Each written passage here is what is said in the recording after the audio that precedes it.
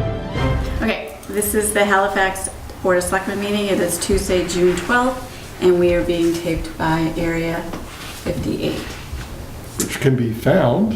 which can be found on YouTube or Community the Access Community Television. Access Television. Yeah, we should just have YouTube. Okay, so we will begin with the Pledge of Allegiance.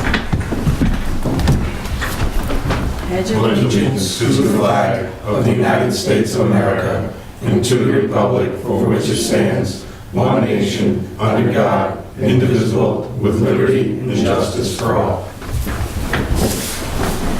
Okay, does anybody have anything that they would like to add to the agenda for the evening? Is it allowed that you deduct from the meeting? No. I do have one change order on the school roof project that came in Okay. after the agenda All was right, done. do you have that on your list? Yeah, okay. Would you like to begin, Mr. Millians? As soon as I find the schedule of bills, I will do that. Here. Do you want to borrow mine? Yeah, they were in here. I thought I saw them earlier, but, okay. We have one, we can go. There you go. Oh, I wasn't looking in the wrong place, that's why. Okay, it's all good. I'm new, I'm the new guy.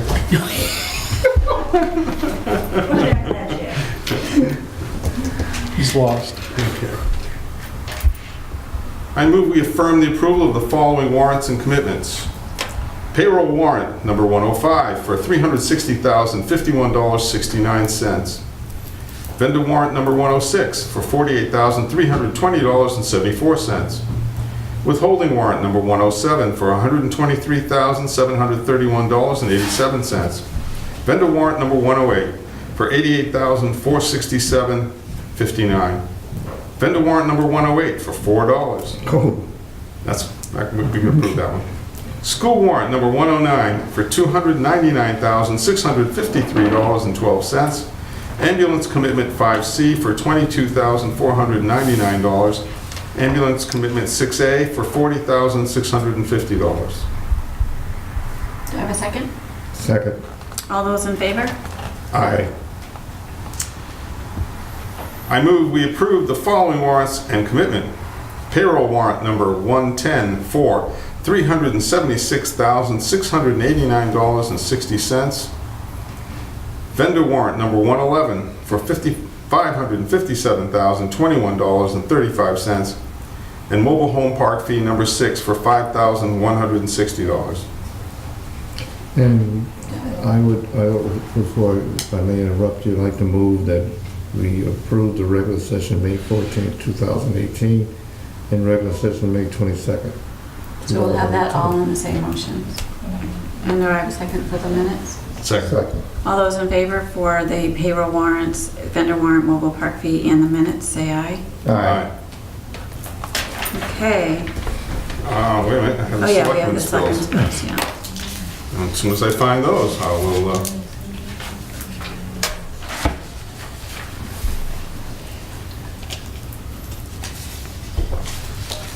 I move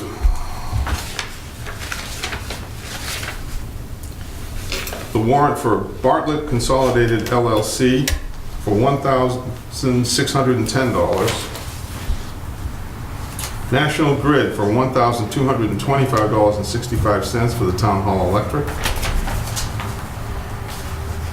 National Grid $76.39 for the concession stand electricity.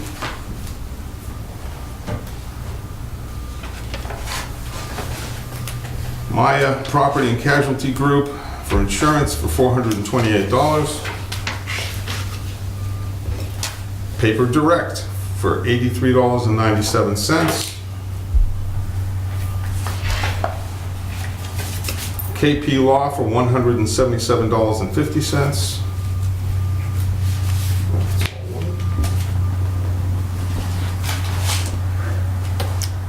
And Plymouth Occupational Health for $2,400. Second. All those in favor? Aye. I will abstain from Maya only because I serve on the board of Maya. So noted. Okay, Charlie. Well, you have, I believe, a 7:35 in essence, Yes, we do, with the with the finance. Finance Committee and with the town moderator. Well, hello, thank you for coming in. I know that we're here to talk about the appointment of Diane Ruxin, but we also were going to interview a candidate, Daniel Zotis, but I don't believe that we've heard back from him, and he is not here. And it is Congratulations, 7:35. Dennis. Well, thank you. I'm honored, but I'm also deeply concerned that anybody should be elected with 200 and some odd votes. I mean, we really need to do something in our town and the surrounding towns to make sure that the purest form of democracy that still exists in a town is supported and encouraged. And we just need a lot more involvement. You folks know better than I do. We don't have people filling positions on boards and committees, and people are doing double and triple duty, and it's not the way it's meant to be, so we need to do a lot in promoting things. But I am, again, humbled by being selected as, or elected as the town moderator, and nervous about it. I have no doubt that I'll make my share of mistakes, but Oh, no. we've got, oh yeah. Not allowed. I'm just telling you now, Troy, it's gonna happen. Not allowed. Well, we have a terrific town, and my wife and I and family have been here for over 35, 36 years, and really have enjoyed being here. So we want to make sure that we can do our part. And over the years, we've each, in our own way, tried between Yes. the finance committees and the school committees and agriculture committees and whatever else you want to say. We try to be involved, but I would say that, at least speaking for myself, I could be more consistent and involved, and want to encourage other people to do it. So, Well, again, thank you. Thank you. Thank you, privileged to Dennis. be serving with you folks. And we do appreciate the time that you did spend on the Finance Committee, and that Terry served on the School Committee, and it's the people that volunteer that really help to mold the town. And it's the people that attend town meeting, which you will be moderating for, that make the final decision. So you're absolutely right, it's about participation. We do have several openings on several boards and committees, so we are encouraging those of you at home to consider serving in some capacity. We have committees that would take up some significant time in the winter, like the Finance Committee, but we also have smaller boards that aren't as much commitment, that meet monthly. And so if you have any time in your schedule that you're willing to volunteer to our community, please contact the Board of Selectmen's office, 781-294-1316, or visit our website. There's applications there all the time. So thank you, Dennis. So Diane could not be here today, but we do have 2 members from the Finance Committee, our moderator, and we are here. 3 members of the Finance Committee, I'm sorry. We needed 2, we never. Yes, and so we were going to interview a candidate that is not here, so that's, I'm assuming he is not interested any longer in serving, but hopefully he's okay and not just running away. But in the interim, while you were here, we will make a motion to appoint Diane Ruxin to the Finance Committee with a term to expire on June 30th, 15th. June 15th, 3 years. 2021. Yeah. Oh, I don't have the card in front of me. So do we vote as a... One member, you need to, are you representing the board? Yeah. Yes, do we need a vote for that? No. No. Chairman. Okay, so I will make a motion that we appoint Diane. Do I have a second? Second. Oh, I'm sorry. I think you have to. Second. Thank you. All those in favor? Aye. And just to point out, Mel's term was also up. Unfortunately, last night, and this is the first anybody had heard about it, is that he decided he did not wish to be reappointed. He just has too many commitments that he doesn't feel he would serve adequately on the Finance Committee. Not, he's inadequate, it's simply the time commitment for everything else. He's not going to be able to do the job. I really did appreciate him being on the committee.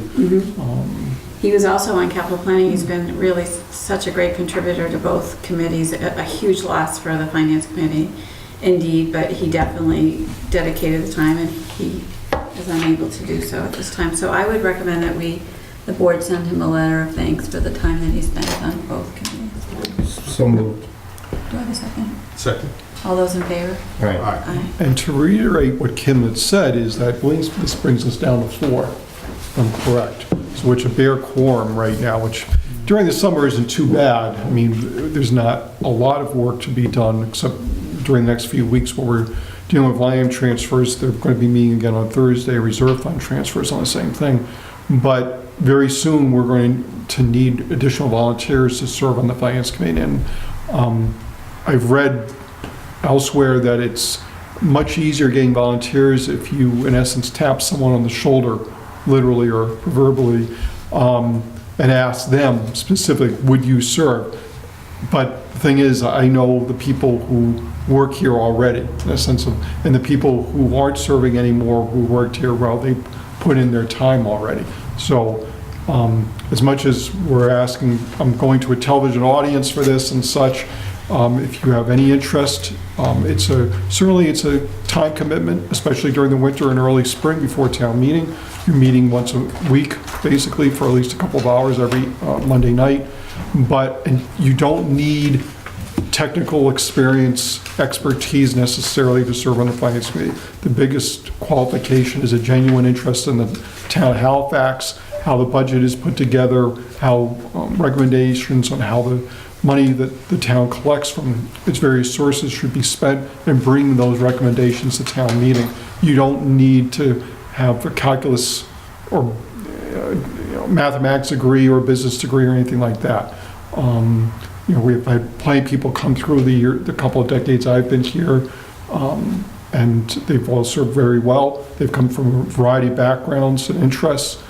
So my hope is you'll consider, you folks out there in the TV land, contacting the Selectmen's office, getting a talent bank form and submitting it to serve on the Finance Committee. This isn't to say we don't have other vacancies in other committees, but a lot of the work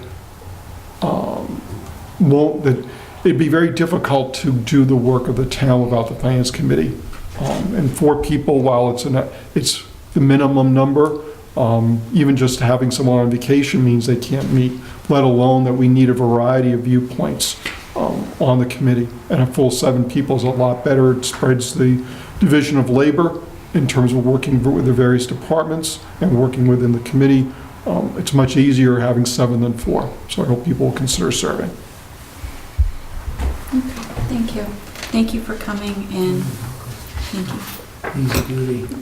Maybe it'd be nice to get them up to 7. Yeah, for sure. Be awesome. So you're more than welcome to stay and hang out, or you're more Now I than gotta welcome go to cut and run? help my better half with the horse duties while she's recovering. She had a horse accident, Oh. or we like to say the equine incident, where a branch was traveling faster than the speed limit and dehorsed her across the Oh, path. So wow. she's Right. okay, but we're helping with the chores these days, so. Okay. Tell her Thank you. we're thinking of her. Thank you so much for coming. Have a good night, and wish you well for All me. right, I will. Not that I'm not interested, but I have other things I need to take. Run like the wind, Bullseye. Good night. Thank you, Bill. Run, Morris, run. We're going to be talking about fire studies, so if you two want to just kind of hang out and then you can get an update, that would be great. Thank you. Do you want to talk about, well, we have a 7:45 Oh, coming yes. up. Do So you let mind me hanging out? So let me do a couple Yeah. of things. Just on the zoning bylaw committee, I know we've had notes from Mark Milius, Peter Porcelain, Daniel Bassari. I know that Alan Diaz has Oh, wow. indicated Awesome. an interest. Gordon Andrews on the planning board had also indicated an interest. I don't know if the board wants to get the committee formally organized and whether they want everybody to come in to meet with the board maybe at the next meeting to get a charge from the board as to what you would like the committee to be doing during the next few months.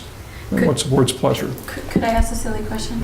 Not a silly question, but is a member from the Board of Selectmen on there, or no? No, I had volunteered to be on. I thought I had a little background on the zoning bylaws. Yeah, I so didn't thought- hear your name on there. Well, No, I just sort of assumed that. yeah, Oh, okay, all right. so I'm talking about other people.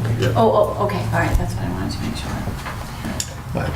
I would think that personally, if people want to be part of the committee, is to form the committee and then have them come in and give them the marching orders. So we don't have to worry about them one and the same night. We should give them some direction, and I had a few thoughts I wanted to share. The hot button issue, at least at the moment, is the quote-unquote multifamily portion of the bylaw. And I had been thinking about it quite a bit lately, and I think this is the one area that we should potentially think about engaging some counsel.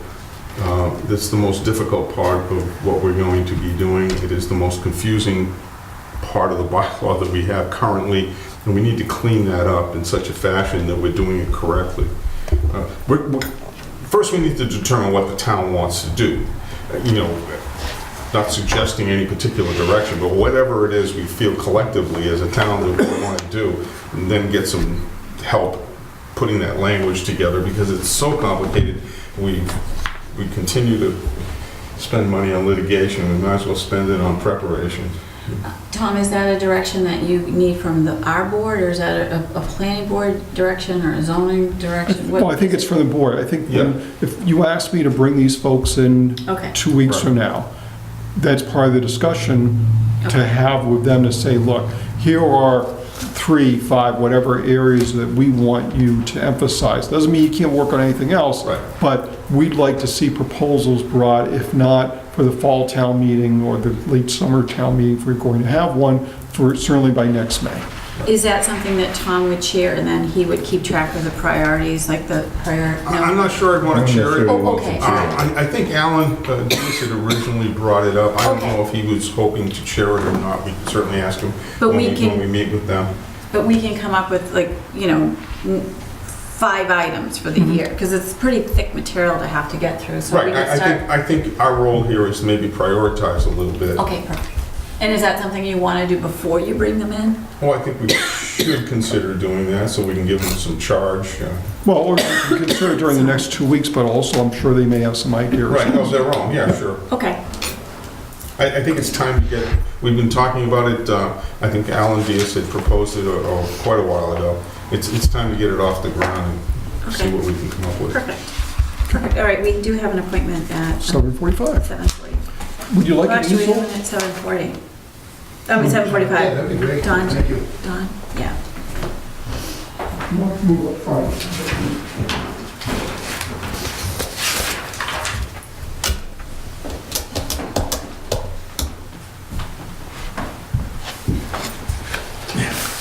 Hi. So you're Dawn Good evening. Gillespie? Michael Hayes? What is your name?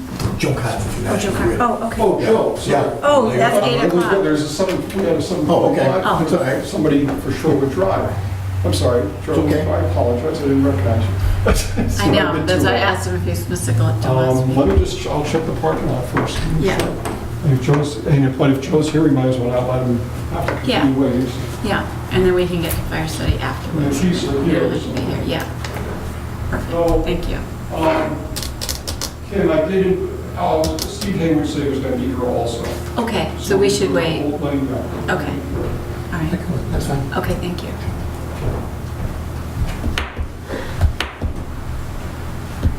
What? I don't know. National Grid, We're looking to you for direction. where is that located? Do you want to sing a song? I'm in the Brockton office on East Ashland Street. Ah, okay. The pollen, it's just like. I'm not closing the window. Oh, no, don't close the window, I'm not asking you to. We need fresh air. No, I don't see anybody else out there, so we'll wait for Steve, and in the meantime, get a few other things out of here. Okay, all right. We talked about zoning bylaw committee. Do you want to do fire? Sure, let's talk fire Yeah, study. because it's 10 Yes, minutes, we yeah. should be able to get through it in 10 minutes. So, Kim can certainly more than supplement what I'm going to say, or do you want to start off? No, you can start off and then I can. So the status at this point is that Halifax intends to provide Plimpton with a draft intermunicipal agreement by June 20th for fire and EMS services, with the intention of having, what we were trying to do was have a joint meeting in late June, or with a final version of the agreement completed in early July, and then try and have public meetings and forums in each of the communities to see how much support there was.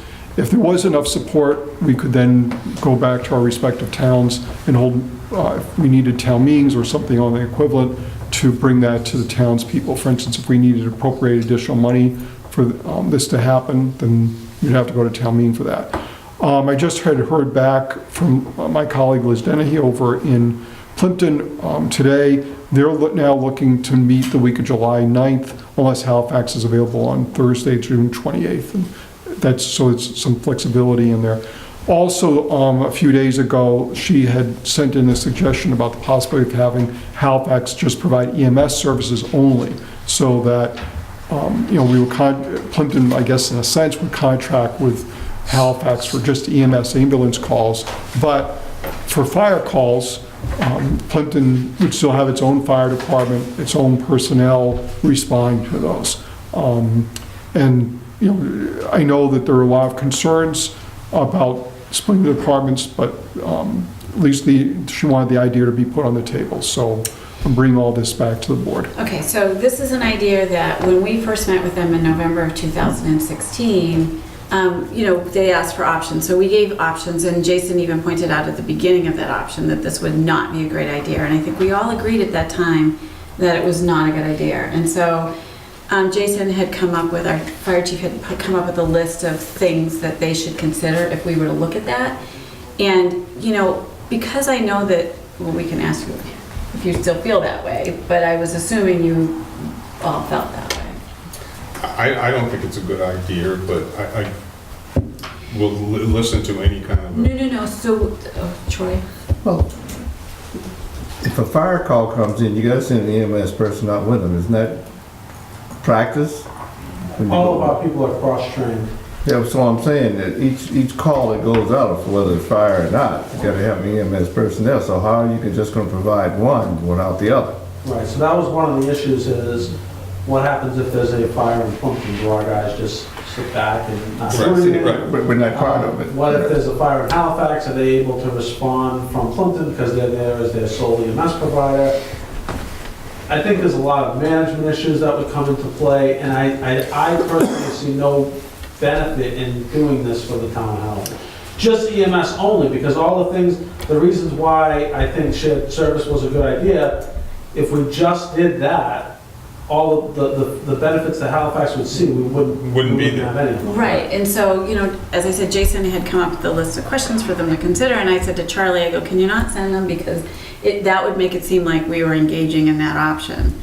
But we wanted to talk to you about it to make sure that you were on the same page of, no, this is not an option that we want to look at. For me personally, that's exactly where I am. Okay. Well, it makes no sense to me without providing the total service, if you can't, because they can go outside and contract the EMS service from another private agency if they just wanted EMS service, rather than go to Halifax. It doesn't benefit us.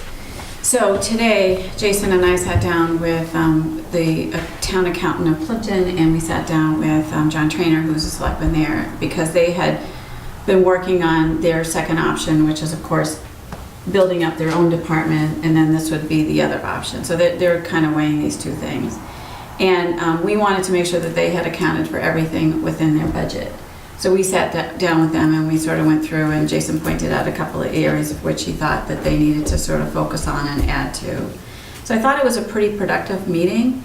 I think that, as Charlie stated, that we were going to try to come up with a draft intermunicipal agreement by June 20th. I think that, and correct me if I'm wrong, I feel like, based on the feedback that we've had meeting with them and conversations that we've had about providing the service for Plimpton, at this point, we wouldn't be looking at forming a fire district, that we would at first, sort of like what we did with Duxbury, when they took over our dispatch, that we would do an intermunicipal agreement or contract for service. And so Fire Study had been meeting, and we sort of were at a standstill because we needed to kind of come up with what does the formula look like for that. So when we met with John Trainer, he, really would like to know that number. I thought we were all going to sort of meet as a combined fire study and get to that point, but it's something that we need to do now. So Charlie and Jason and I are going to sit down tomorrow, and what we're going to really work on is the formula more than the intermunicipal wording, because that's going to be not cinchy, but it is going to be a lot easier than coming up. So we kind of throw in a couple of ideas of how do we want to calculate this assessment so it's a very fair thing.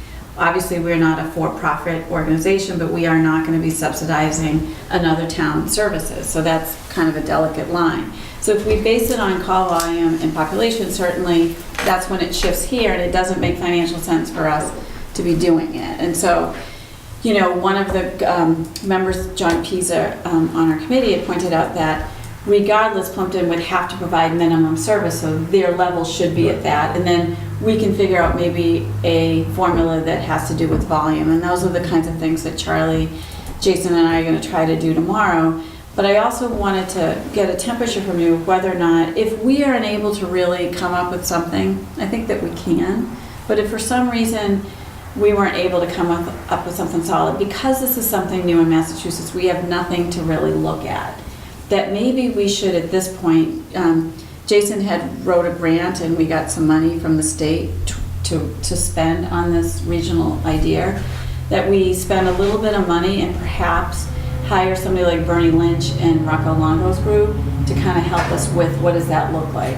Again, I think that we can kind of start working on it, but if we're hitting a wall and we can't really come up with it, do you have a temperature, like do you feel like that's something that you would be willing to do, is to engage with that kind of a consulting group? Isn't that what the grant money was provided for? Part of it, yeah. Yeah, so we've been trying to save as much money as we can. No, I understand, but I mean, Yeah. I'm just trying to establish if that's in the grant. Well, So it's legal, we just put in for legal, but that is still legal. yeah, but you know, the point is that we're jumping through a lot of hoops for something that they might just say, we don't want it. You know, and that's the thing that bothers me most about it. They have not come to the table, at least I have sat around the table and said, this is definitely what we want. You work out a plan we're gonna go with. It's all still up in the air. Am I wrong? Well, I think that what they're trying to establish at this point is, I think before they go to their taxpayers, they need to say, we looked at the option of building our department, and this is the actual cost. So that was the part of sitting down with them to make sure that they had a realistic budget built in.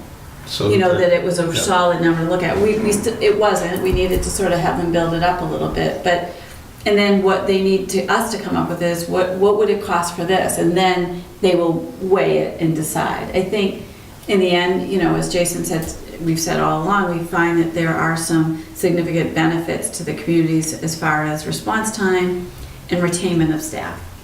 But we know we can't go to our taxpayers and say it's going to cost you this much more in order to provide it, because we have a model that's working.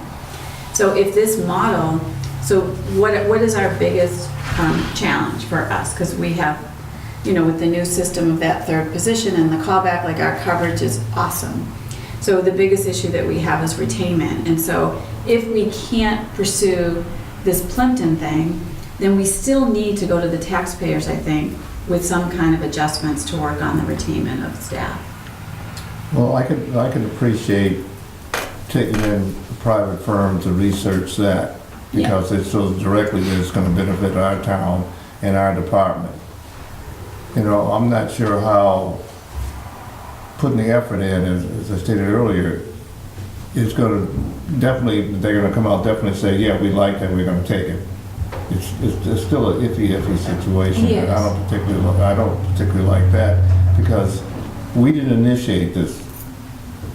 They came to us, and we're trying to support them in something. And some of the things that were said at the meeting we had still echoes in my mind. You know, the fact that who's going to be in charge. You know, because I think a statement was, we don't want the people of Plimpton to think Halifax is in charge.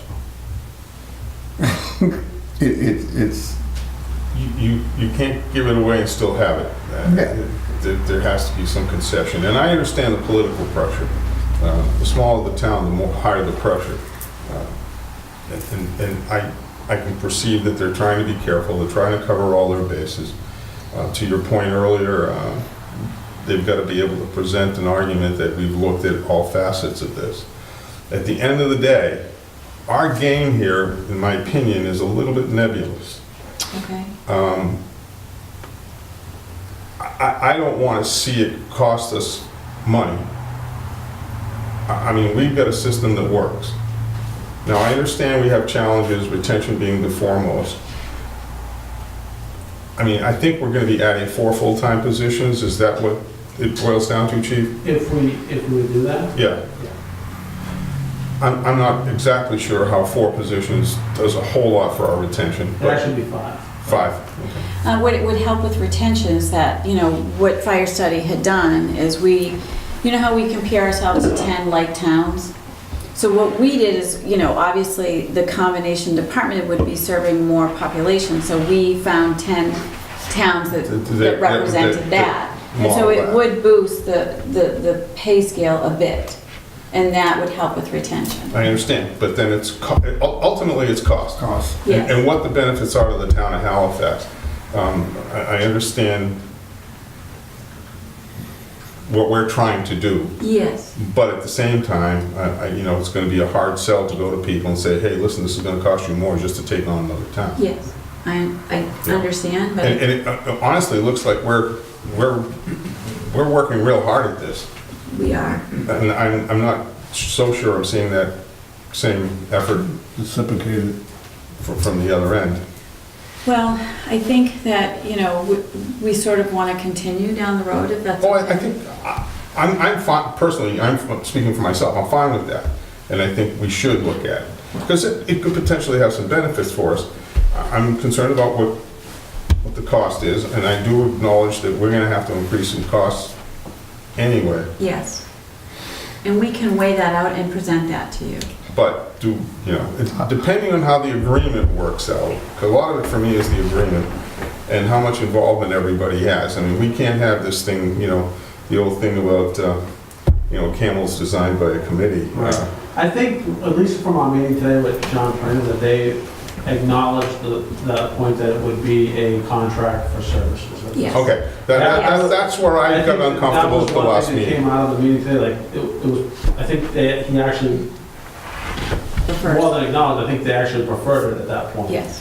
Which was good. We have done a tremendous amount of work on it, and like Kim said, now it's almost to the point where we're this close to knowing one way or another what direction it's gonna go. To finish up this little piece would be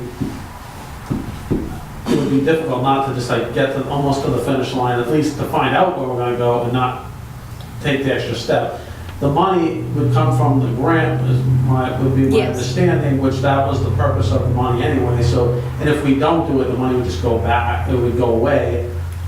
So I don't see it, There's no downside to that. I And might I'm get a not- little frustrated every day, but Yeah. other than my frustration, the purpose is good. And I'm not saying that we need to use the grant money. I'm saying if we feel the mission, if we feel the mission and we don't feel, like, we're meeting with Fire Study on June 25th. 25th. 25th. So we have two opportunities to sort of work it out. So Charlie, Jason, and I will kind of try to do, from this standpoint, what we think would be a good way of doing it. We would bring it to Fire Study, see if we have any feedback from you guys, say, hey, have you looked at this? And then if we can't come up with anything, then I'm saying I want the flexibility of us being able to spend some of that grant money. How does that affect our timetable? Well, we did bring up the timetable with, to John Trainer, because we were trying to explain to them that, we have a potential date of August 20th for a special town meeting for some other issues that we're having, that we needed to be able to accomplish this by that date, and that includes the forums, in order to get everything done to set the tax rate for this fiscal year. I asked him a couple of times if he thought that was a good, if he thought that could be accomplished. I'm not convinced that he felt that it could be accomplished, which would mean we might have to bump it to the spring, but again, we're gonna keep continuing until we know we're not gonna make it. The only issue that I have, and I've had it brought up to me by residents, but they've read in the paper and they're doing it, is how does it benefit the town of Halifax? It's a nice one to help the neighbor, but what's the benefit? Does it mean that we're available for more grants, or federal or state grants, because we've improved on marking on something that nobody else right now in the state I has think it done? would certainly open us up to more grant opportunities because of that, and even AFG grants give out regional grant, do regional grants. We talked about staff retention already. There would definitely be an advantage to putting more emergency responders on the scene of accidents, on the scene of fires, just by having the personnel available already in another town. Operationally, I think there would be some significant benefits in response time. We wouldn't be waiting for that second ambulance from a callback crew, where if we're in an accident, we need a second ambulance, we're not waiting to call back people and have them take 5 to 6 minutes to get to the station, grab the ambulance, now drive 5 to 6 minutes to the scene. We have that apparatus already coming from our second station. And the same thing goes for Plimpton. We would be responding to their accidents the same way. Fire scenes, the same thing. Instead of putting one engine on the road, they move to a fire, they get there, they see a fire, and they start requesting mutual aid pieces. We're responding, like most communities that have multiple stations, already responding to that incident. So we're putting more firefighters and responders on the scene in a shorter period of time. How does it benefit the firefighters? For the firefighters, a couple things. One is it gives them more opportunity to engage in the kind of work that they want to do. Firefighters, like police officers, want to do emergency work. So in our small towns, one of the reasons we leave people is because they go to other communities because it's busier. You know, most lines of work being busy is not an attractive thing, but in emergency services, that's what they want to be doing, is fighting, you know, going to fires, going to emergencies, and things like that. We lose people because we don't have as many fires and car accidents and emergencies to respond to. So it will keep them engaged more. Hopefully, if we see some of the efficiencies, we'd be able to compensate our employees a little better, and being a larger department, give them more promotional opportunities. That was my next question. Which is the thing we talked about initially. Yes, but promotion by assessment. Yeah. Yeah, very key for our, that's something that we are very proud of. The key for me just happened a couple minutes ago when Chief mentioned that there was not a concession exactly, but a comment that in terms of running the department, it was going to be a strictly straight out contractual arrangement. Right, which is what we've done with Duxbury. So, Chief Nord and his group is in charge of dispatch, and, we're very confident in his ability to provide that service, and they've been doing it for a year and a half. And, they have chief meetings once a month to sort of check in. But, yeah, that's the model. What's the timeline? When do you need to make a decision to use this grant money for the study or? Yeah, so Jason, you want to take that? Yeah. So the grant money's already approved, so the grant money's already approved, really, and I'm not. I think it expires, but we have to use it by January. Oh, the grant would Yes. expire, sorry. January I didn't know if that- I didn't understand Yeah. that question. The grant expires January. Of So 2019. there's a time frame on when you need. Yeah, and so as you know, Jason came to us months ago with this really great idea about using some of the grant for training to try to engage more people in becoming call firefighters. And so we certainly need to keep some money aside for that, because it was a... We actually had a phone conversation with the Plymouth County Fire Rescue Training Association today. We're still working towards that. Probably won't start till September, just because they can't get the instructors to commit to doing a program in the summer. Yeah, so we have some money set aside. This is a program you wanted to do jointly Yes, with Plimpton, right? yes. And so we're going to continue and set that money aside. And then the rest of the money, obviously... There's money for communications Yeah. upgrades, there's money for turnout gear, uniforms. So we've been, I think we had put $5,000 aside for legal help when it came Yeah. to time to this intermunicipal agreement. So, again, we're gonna try to do it in-house, but we wanna be smart about it. So if we, can't come up with something, we wanna be able to engage. Except for the particulars, I think that the dispatch agreement would be sort of a model for... Yeah, so Charlie, he does have a draft. We have a draft form that tomorrow. We originally were going to look at the wording and all that stuff, but then we sort of shifted our focus on just really vetting different formulas that we have all come up with in our head to kind of put them on paper and say, what would that do for each Right. community? Because we have a commitment. Obviously, I've said it again, we're not a for-profit organization, but we're certainly not going to subsidize another community. And I think Plimpton understands that, and they feel the same way. Like, they don't, want to pay more, and they don't want to pay less than what they have to pay. So, Well, I would want to assist the neighbor. I've always been that way, but I'm not, to put it in as correct terms as I can. I don't want to have to run over to somebody at my neighbor's house and put out his fire when my house is burning. well, do you want so why don't we do, obviously, we're meeting in 2 weeks, right? But before that, do you think that that's, June 28th, like, is that a date that you both are available to meet with Plimpton Selectmen? Sure. Yep. Because I know, I was supposed to have a, What time of day are we talking? What day? they like to, it's a Thursday, and they like to meet around 5:30. Okay. Because what I'm gonna do is, I'm supposed to have wage and personnel that night, so I'm gonna talk to them on Thursday to see if they'll either switch their day, or maybe perhaps switch their time a little later, like meet at 7:30 instead of 6. Plimpton said didn't they have a preference to meet early or? No. Charlie's away next week. Oh, okay.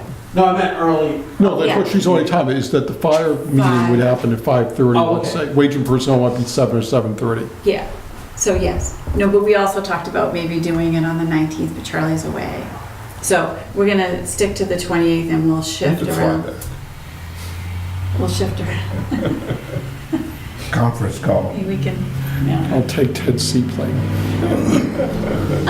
Look at it, he's got 2 thumbs up on that, That's Charlie. good with that. Yeah. Well, So- just want to say I appreciate the hard work you guys have been putting into it. I'm willing to support the program as long as, you know, we support our neighbors, but as I said earlier, you know, as long as we're not putting ourselves in jeopardy, I'm willing to support that.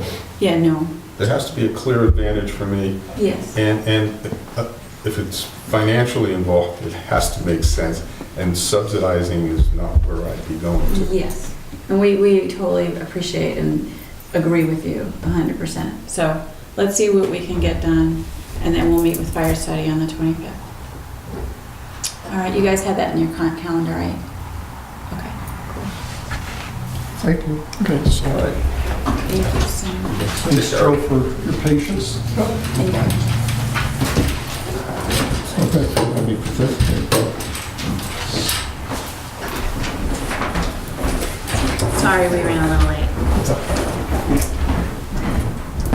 So this is Joe Cardinal from National Grid. I believe you've met with the board before, but I'm not sure if it's this board in the sense of all the members, because we don't have frequent visits with you, I guess. But Kim Moy's our current chair, Troy Guerin, and then also Tom Elias. And we have Chief Project, Chief Averos, and Highway Superintendent Haywood there. So I think I might have given you a copy of this drawing a couple of years ago when we met. You might have, if you don't. Do you guys if wanna don't, come up to you the can take front this so you can at the end tonight. And the idea here was I asked Joe to come in because the storms we had back in March hit various communities differently. Obviously, the first of the ones in March, we got hit hard. We had power outages in parts of Halifax for several days. The next storm was, the power outages were concentrated north and west of Boston. A lot of the communities along the New Hampshire border were out even for longer than 3 days. Then another storm, basically we got minor, but just next door, Plimpton and Kingston, they were out for days. And I mean, it's no surprise. I mean, we rely on electricity to run our lives. And we're not, the town itself, in terms of town services, isn't very capable of handling a situation for 7,700 people with power out for that long. Yes. So what I wanted to do was have Joe come in to talk about what National Grid could be doing or what we could be doing to reduce the number and severity of the outages. Not, you can eliminate them, obviously, but when they happen, trying to avoid them happening here at least, where it might be happening in other communities, and when it does happen, figure out ways that we can reduce the number of people who are out and how long they're out for. Thank you, Charlie.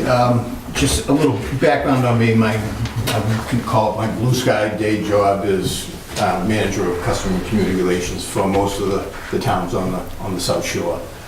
During storm events, I'm in the Brockton office and I'm overseeing all of the community liaisons that we send out into the field. And we send one out to each and every city and town, which would be 22 towns that we cover. And they usually will report to the incident commander, which is Chief Averos. So we do that throughout the system. And also we have a municipal room in our office in Brockton that's running 24/7 and I'm overseeing that during these events. Could I just stop you there? I know that we've actually had one of the National Grid people sleep in the chief's office during some storms, right? And so, Did Mike Mahoney do it the last, in March? he didn't stay overnight, but he was there a lot. Okay, so I just wanted to Yeah. just stop there and make sure that we had the correct, Right. We got a liaison assigned.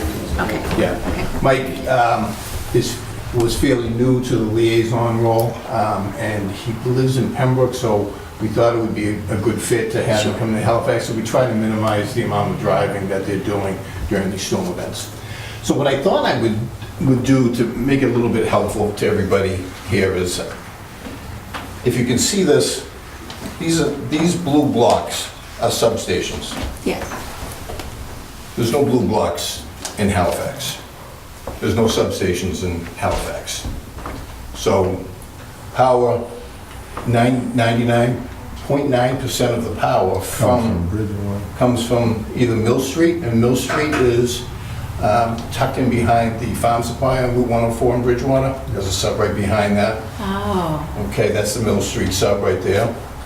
And then there's the Spring Street sub, which is on Spring Street in East Bridgewater, which is actually almost tucked behind where they're building the new CVS right now at the intersection, or behind the Ocean State Jog Lot, maybe that, on Route 18. okay.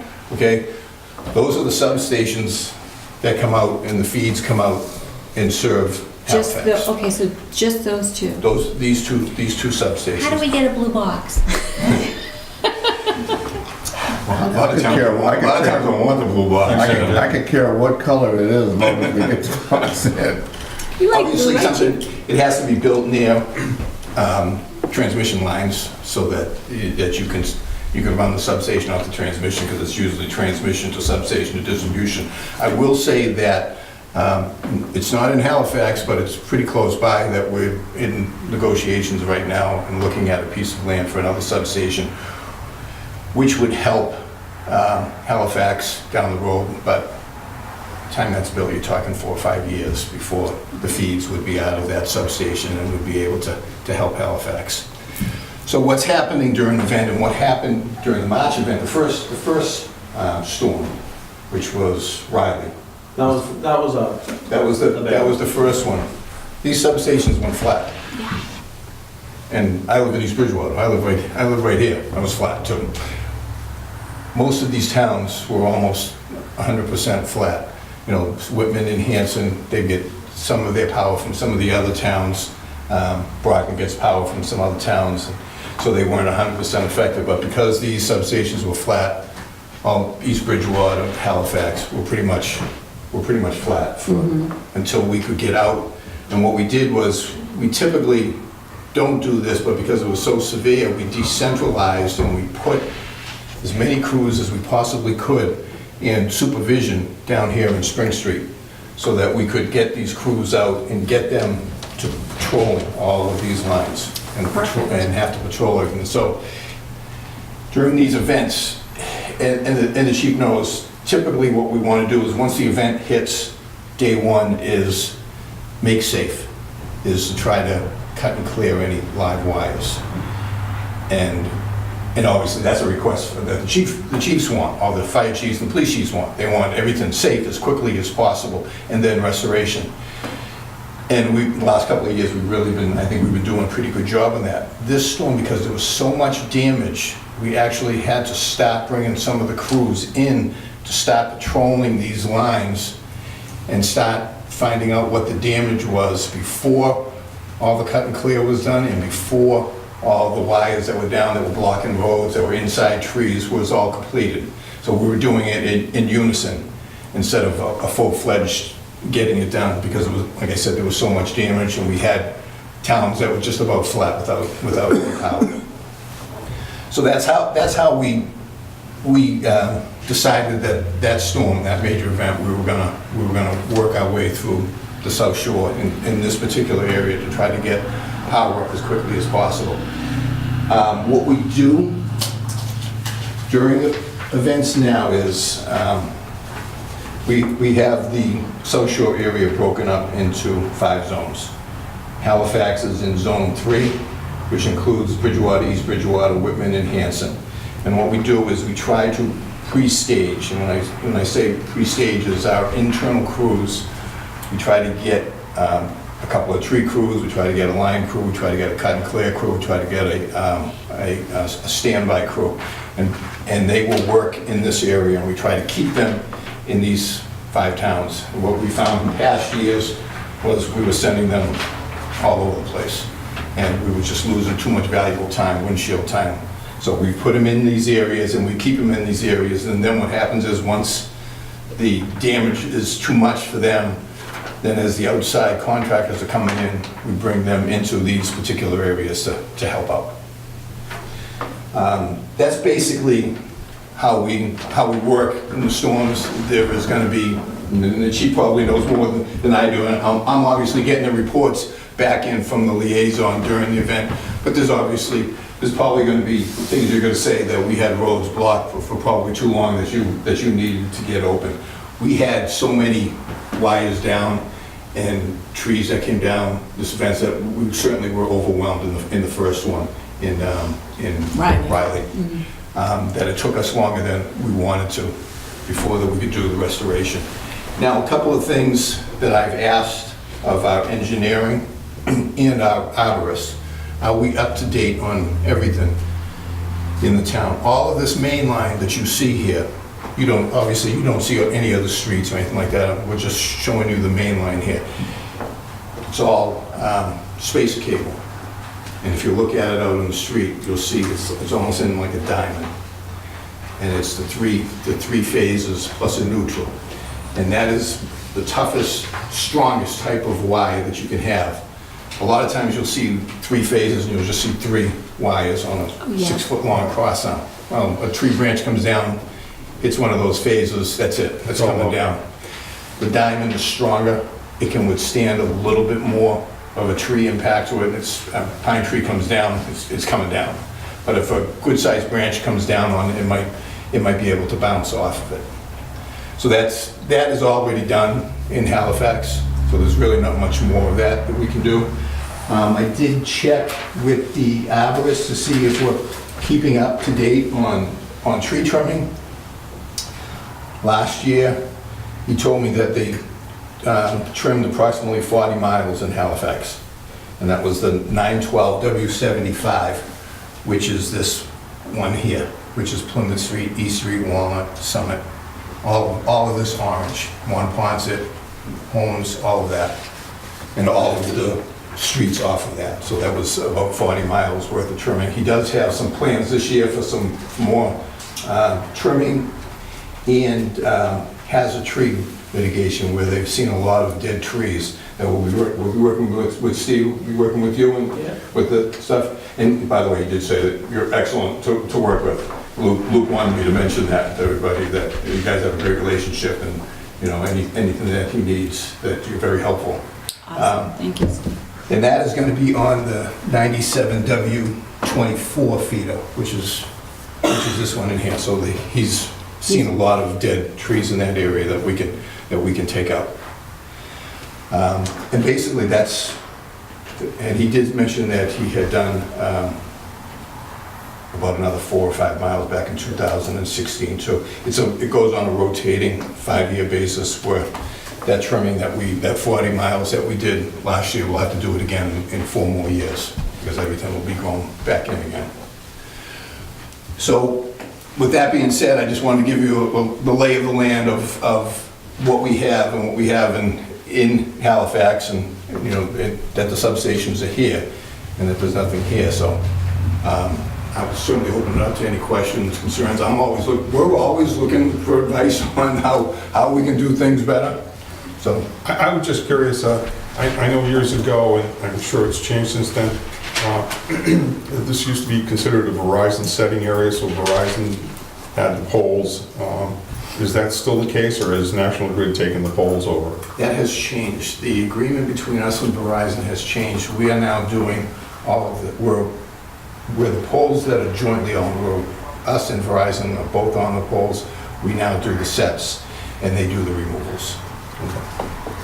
Well, that's better, because Verizon had 2 setting trucks for all of southeastern New England, and you could never get them to put a pole up. A lot of now work that we do, if it's a good-sized job, we have contractors. Yeah, that everything do it. should, yeah. You know, and I don't know the difference of why they never did, but we're able to do that budget-wise. We're able to bring in contractors. The only issue now is that it's better for us. It's more difficult for Verizon because we'll set the pole, we'll move our primary, we'll move our secondary, we'll trim the pole down to just above the, just below the secondary, and then we're officially done, and then everybody else has to do their work. Right. And then once Verizon transfers, they remove the pole. Does the chief have any? No, during this, I mean, obviously this storm was a magnitude that I don't think any of us have ever seen. It was an anomaly, for sure. Area before, and, you know, I remember driving through it saying, looks like it's gonna take months to clean up. So even though it took 4 or 5 days, I still think that was amazing that power got turned on in that short of a period of time. There were, you know, obviously, we get a little, our tensions are high when we're trying to we have areas that we're worried about.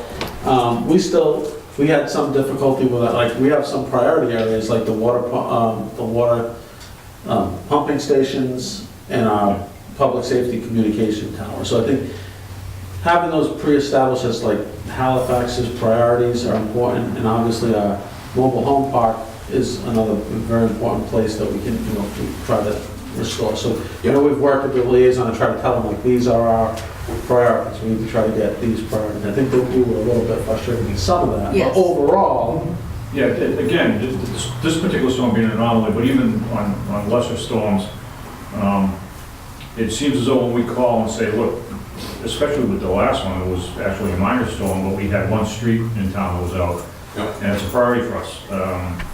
It feeds our repeaters, our radio system, both of ours. Unfortunately, our generator went down at the same time. So, like she said, if we could pre-establish that feed, you know, it was just frustrating that we called and called and called, and I can't imagine the number of calls that you guys are taking for this stuff, but, you know, a little more priority for the public safety stuff would be great. Other than that, you know, it is what it is. We can make sure that they're all on our critical facilities list. Okay, that's, yeah. That's a list that's updated annually. I don't know if anybody's going to be available to attend the meeting next week, the annual Yeah. police and fire meeting that we have. We'll make sure that we have copies there for each city and town so that you can take and just look at it, update it, and make sure every critical facility that you have in town is on that list. Because what happens is when it shows up on our outage management system, it shows critical facilities. And it's a rating system that goes in. I mean, when everything is out, it shows that. Yeah. Obviously, there's a feed issue from the substation.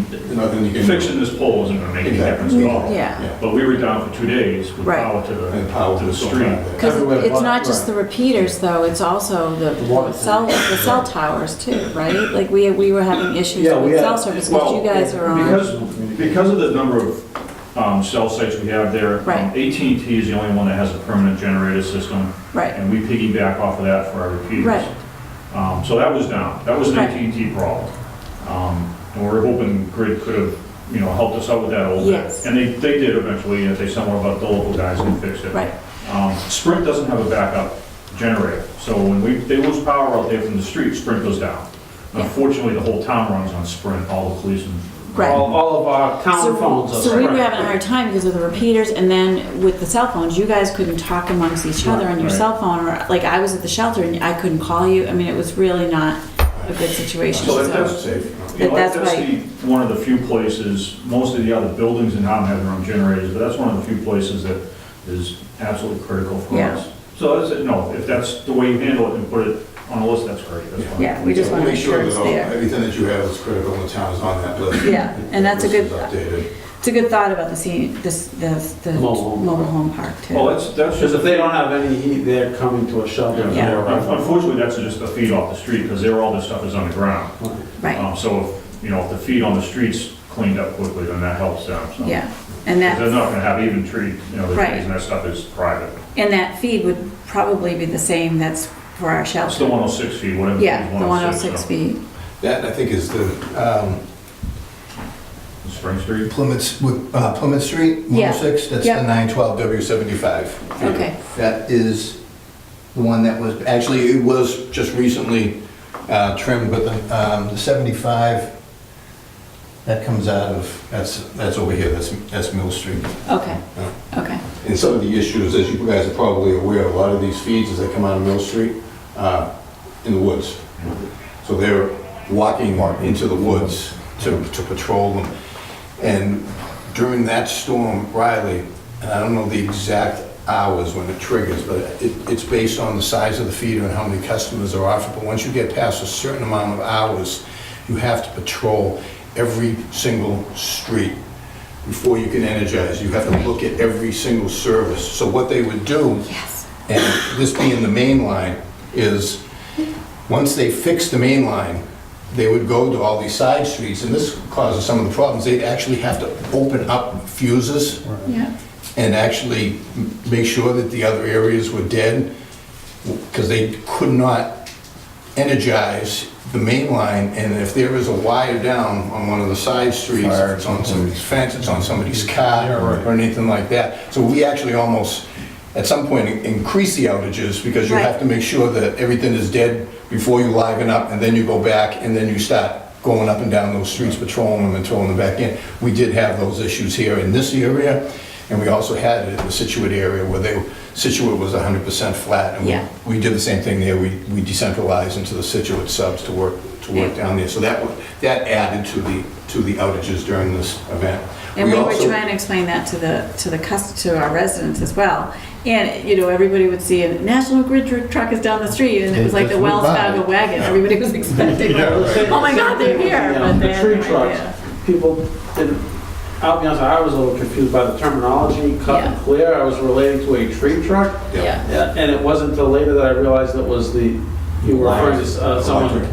Right, so the terminology got a little mixed up there, but when they see the tree companies sitting in the parking lot, they don't realize why those trucks just can't start removing trees, and the power hasn't been declared dead yet. Yeah, they added a new safety measure. A lot of, because of the extent of damage, I mean, we have somewhere in the range of 20 to 25 crews that are internal crews to us that work out of Brockton, Hanover, Quincy, in those platforms. And we can quickly bring crews over from the southeast, but when you've got 21, 22 towns and that happens, those crews get eaten up real fast. So that's why we're bringing in the contractors, we're bringing in the outside tree crews.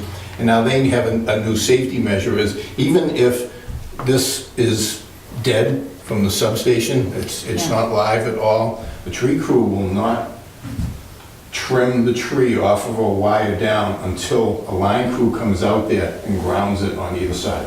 You get problems with back feeds from other generators? Well, it's just another safety measure for them. They need to know that that feeder is dead before they get out there, so that's where you see the tree. So we had a lot sitting of, around. right, we had a lot of roads blocked, and there were trees in the roads, but we didn't have anyone available to clear the wire. And then you have some of the issues, and it's a coordination thing that we always deal with. Then somebody might grab them, go someplace else, Yeah. and then the crew might show up. Yeah. And then you're calling Mike, or you're calling me, or you're calling Joe Cal, and you're saying, what the heck is going on? Why can't you guys get it straight? It's like, yeah, we're trying to utilize them, but because of the extra safety measure, we're losing time, and we understand that. It's unfortunately something that happens. Hopefully we don't see another one like this.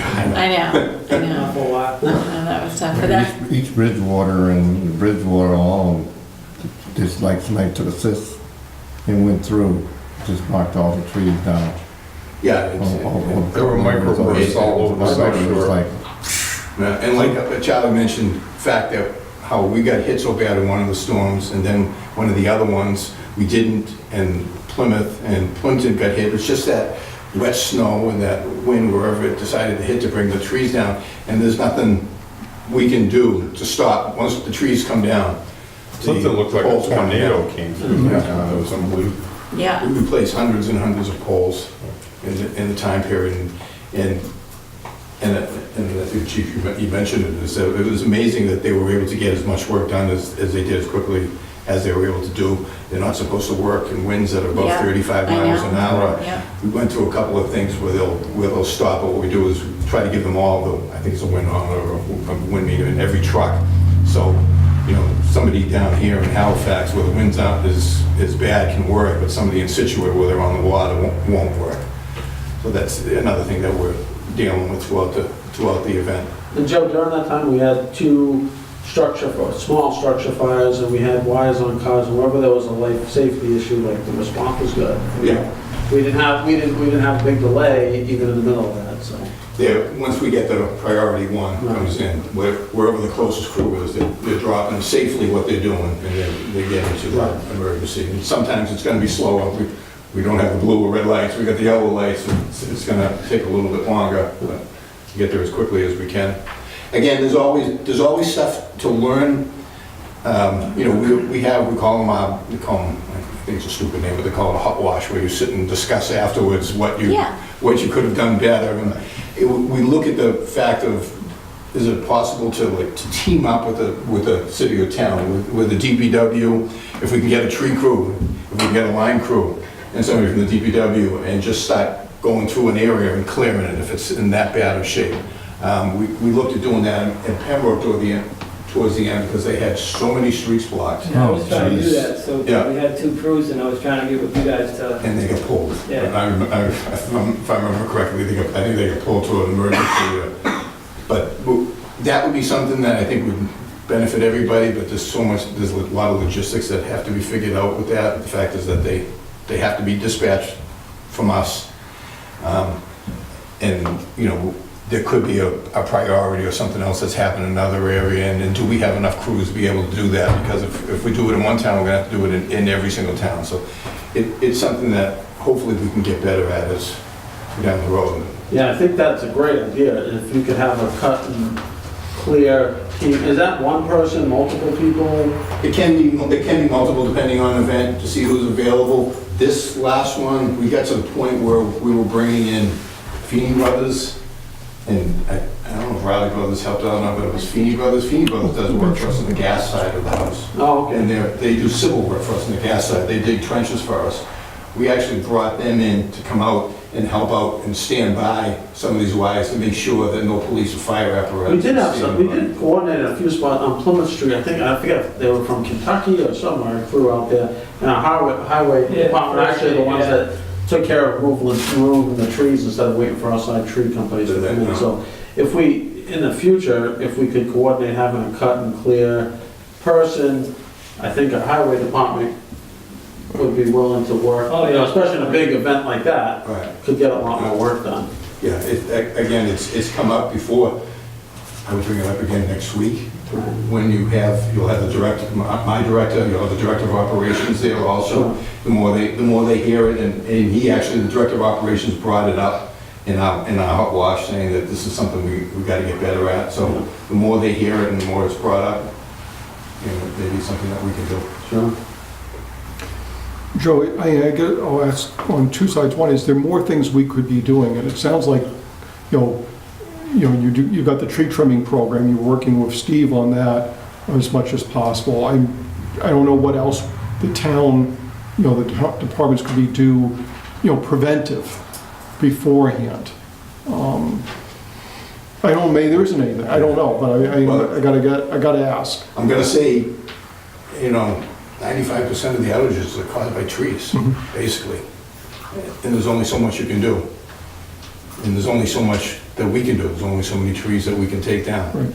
And there's only so much trimming. I mean, that's basically where the issue lies. I don't think you're ever gonna make a pole that's gonna be able to withstand the damage that we saw. Yeah, aside from the new subdivisions, we're not gonna be burying the lines we've got right now. I mean, you can do it, it's technically feasible, but the cost is prohibitive at this point. To put everything on the ground, Yeah. it really is. And I mean, when the feeds come into the substation overhead, and that was where some of the issues originated, some of the Right. transmission lines were down Yeah. coming into the substation. It's all, it's overhead, backed up.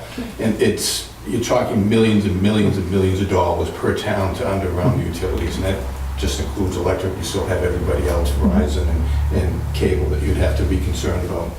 The substation, Mitch, is the idea that if we lose a substation, we don't lose the entire town, or is it the idea that if we're losing power from one direction, we can reconnect to another substation? That's what it is. If you've got more substations in the area, the feeders that we call them are not gonna be 9 miles long. So that it might be 2 miles long, and then there might be more switching points. Okay, so that if we lose East Bridgewater, okay, we're gonna cut that line at East Bridgewater until everything's safe, but we can feed it from... Backfeed you. If there was a substation up here in Pembroke or Hanson, Right. and there was no damage there, then you can backfeed. Okay. You can find the switching points and backfeed. That was like, we had a pole hit in front of, not too long ago, in front of East Bridgewater Town Hall that took out a big section of East Bridgewater. But within an hour, they were able to do switching, because you've got Mill Street and you've got Spring Street, so they were able to do switching. So all that was out was just a couple of people right around where the pole was hit. Well, we've got the power lines in South Halifax, so there may be places. And that's the other thing is, you're at the end. Yeah. I mean, we don't serve Plimpton. Right, So there's no way to help you that way either. Right. When you're a town that's in the middle of our service territory, it's Right. easier. Right. Darn too. But I think, you know, is continuous tree trimming, is looking at the hazard trees. I mean, if you've got a healthy tree that comes down in the storm, there's not much you can do about it, but if we can get out there and get the dead trees, and, you know, Steve, as you see them, just keep letting Luke know about them. And Yeah, if well, he's that's what I was gonna- gonna ask, because I had with the chief the last time to get a couple trees we had from the last storm. They were broken. Yeah, were they danger coming down Oh, yeah. over the tree phase? Yeah. Did you talk to Luke about them, about getting rid of them? I just called them in through on normal, the same way we call on emergencies, and Oh, I just, eventually they seem to... just give Luke a call. Yeah. Or send me an email with the locations, and I'll talk to Luke about it, about getting them done. Perfect. So, I mean, if there's any danger about them coming down on the three phase. Well, those are all taken Yeah, care of. they did that day, so that was great. But yeah, anything you see, let us know. Certainly get out ahead of it. In terms of tree cutting, obviously anything that's in the town layout is available to you, but there has to be limbs that are coming off of somebody's personal property. Do you have the right to take care of that as well? We usually will knock on everybody's door, or knock, and there will be residents that will say no. I mean, Luke does keep a file of ones that he gets denied, and he does get denied every once in a while. It does happen. And then if that's the case, he won't trim it. I was just curious if you had aerial easements to every home that has, Oh, so that we could do the 10 feet around, yeah. Yeah. We usually don't. And of course, trucks only get so high. When you have the Right, canopy right. that comes over the road, yeah, there's not much you can there's do. not much you can do there with those either. He is pretty good, he's got the map he gave me, and it's got, if they have a dog, he has that on the map. Oh, So wow. they know to call ahead to say, hey, we're coming to do a tree. Yeah. That's good. That's cool. Do you have any other questions, Steve? Well, I was just gonna ask about the priority on the, on Hemlock, because this year we ran on the generator for 4 or 5 days, and I had to keep on going up and filling our tank because my Right. tank was broke, wasn't working, so I had to keep on filling it with a 5 gallon with a whack. So if we could get a priority, because if we don't have diesel or gas, the fire, police, nobody can have it. Yeah, that would be that's That's still the the same same line as Yeah. as the... One we're talking Communication. Is it okay? Yeah. Yeah, Okay.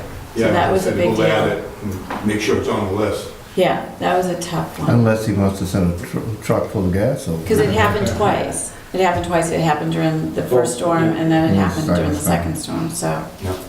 So when you go to that meeting, you can just make sure that that's, And I also need to mention, I mean, our group keeps track of the critical facilities. Customer service keeps track of the life support customers. So as you're Oh, okay. talking to residents out there, yeah, anybody that has life supporting equipment that they need in their house, they should be calling our customer service line and making sure that it's put on the list so that their account gets flagged, so that we know about it. Okay. Again, as the chief mentioned, the whole feeder goes down, there's not much you can do, Yeah. but, if you've got 2 feeders out, same length, same amount of damage, and you've got one that's loaded with critical facilities and one that isn't, they're really gonna go to the one that has the critical facilities first. It's just, that's why we have the. Which I would list. imagine would be the mobile home park, would be for us. We know we have some, It's a priority. No, yeah, we have some residents. Not critical. No, my house, I don't think either one of us is gonna call that. my critical. house, No? yeah, my house is a priority. Yeah. Yeah. I was gonna say, were you calling yourself? The cats don't like the dark. Well, South Street got power back in 24 hours, so I've got no complaint. Yeah, no, it is, yeah.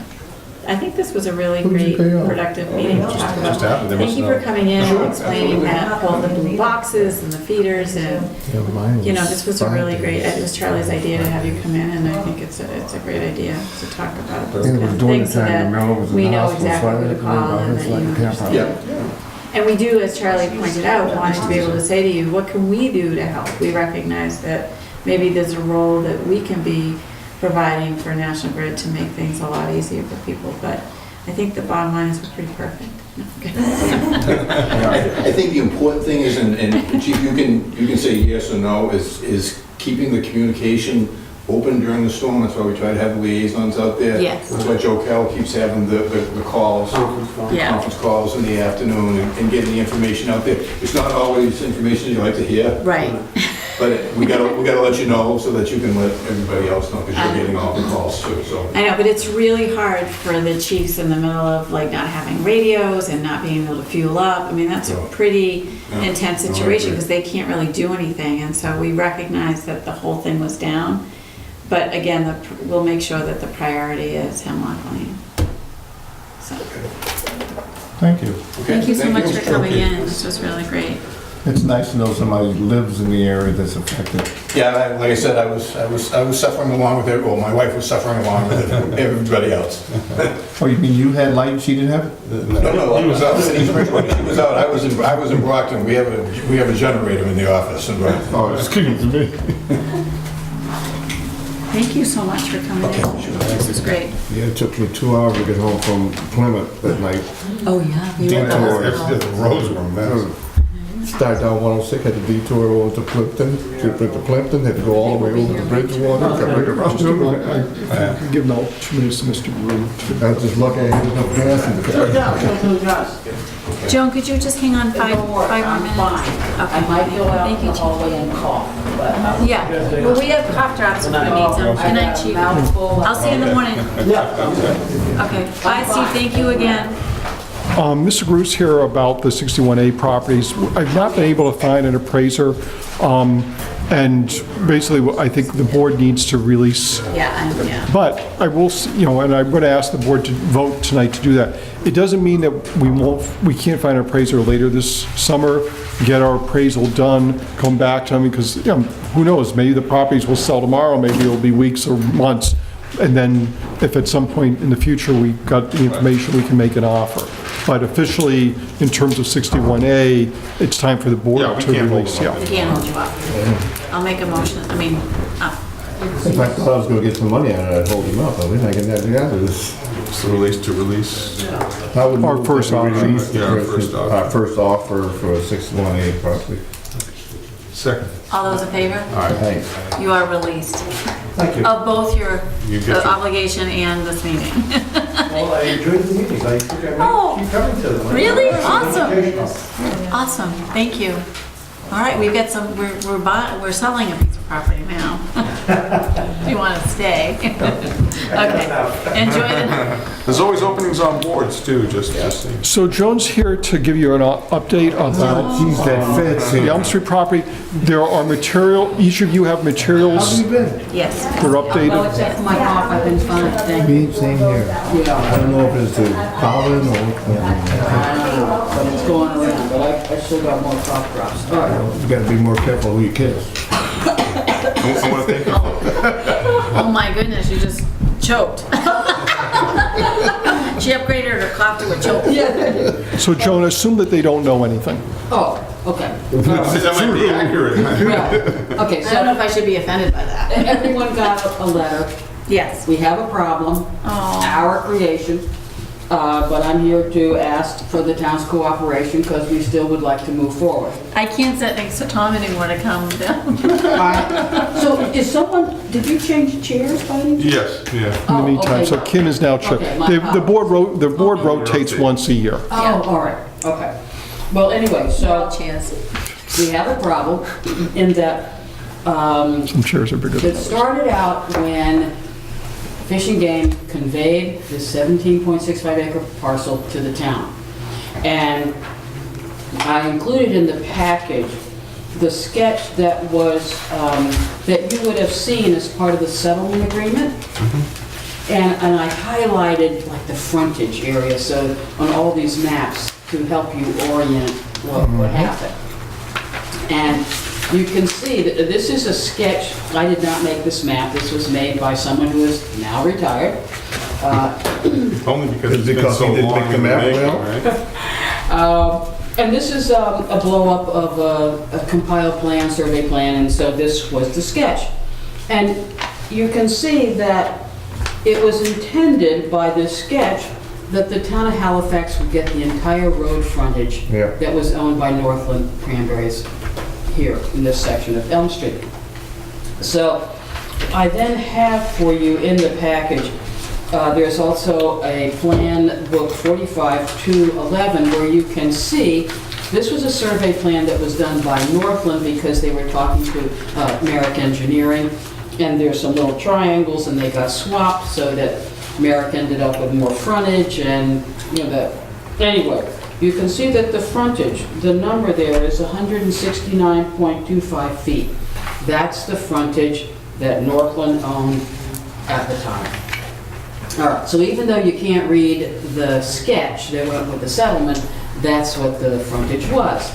So when it came time, years later, 10 years later anyway, to actually convey the piece of property to the town, and you have that survey plan. Doesn't show the same footage in front. Well, it should have a total of 169.25 feet. Isn't that because of the swap you made with Clay Merrick? No. Okay. No. Different. I can show, okay. Please, yes. I won't breathe on it. Okay, so the plan 45, plan book 45, okay, this had to, that's right, that's Yep. the plan. Merrick got this, and Northland got that. Right, And that's the swap, but that was still done when Northland owned the property. right.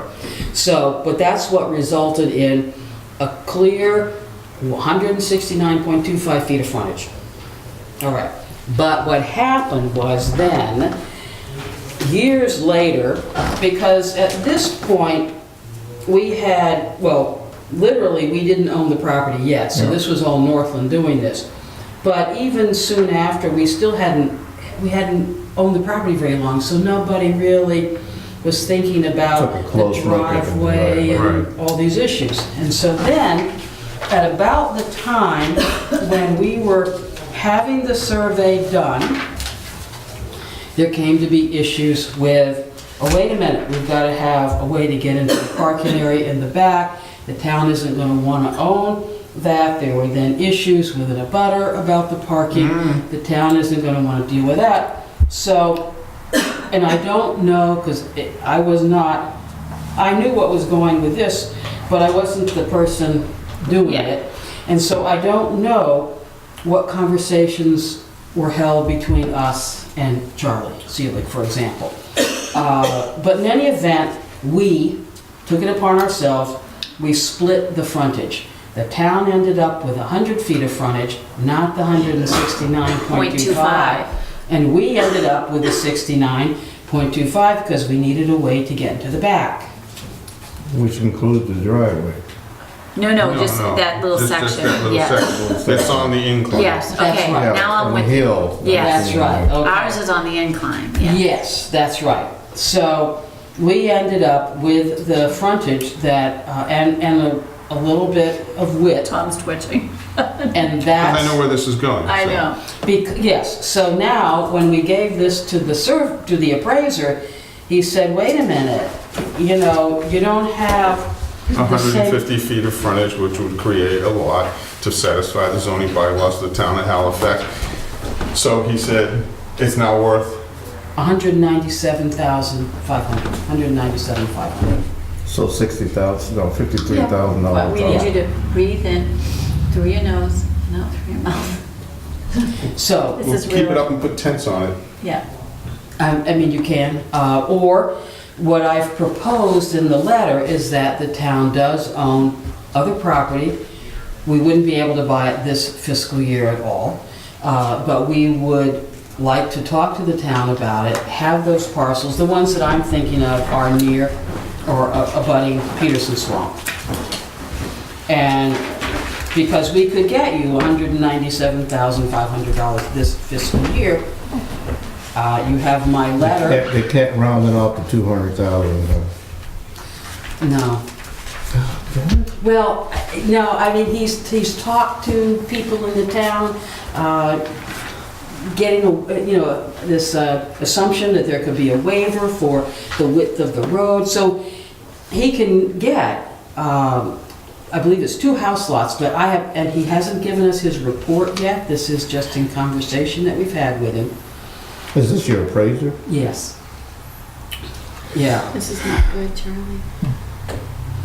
So, that's, now, we, because clearly what should have happened is that people should have said, wait a minute, if we don't give the town the whole amount of frontage, how does that affect the appraised value of the part that the town is getting? And They didn't care.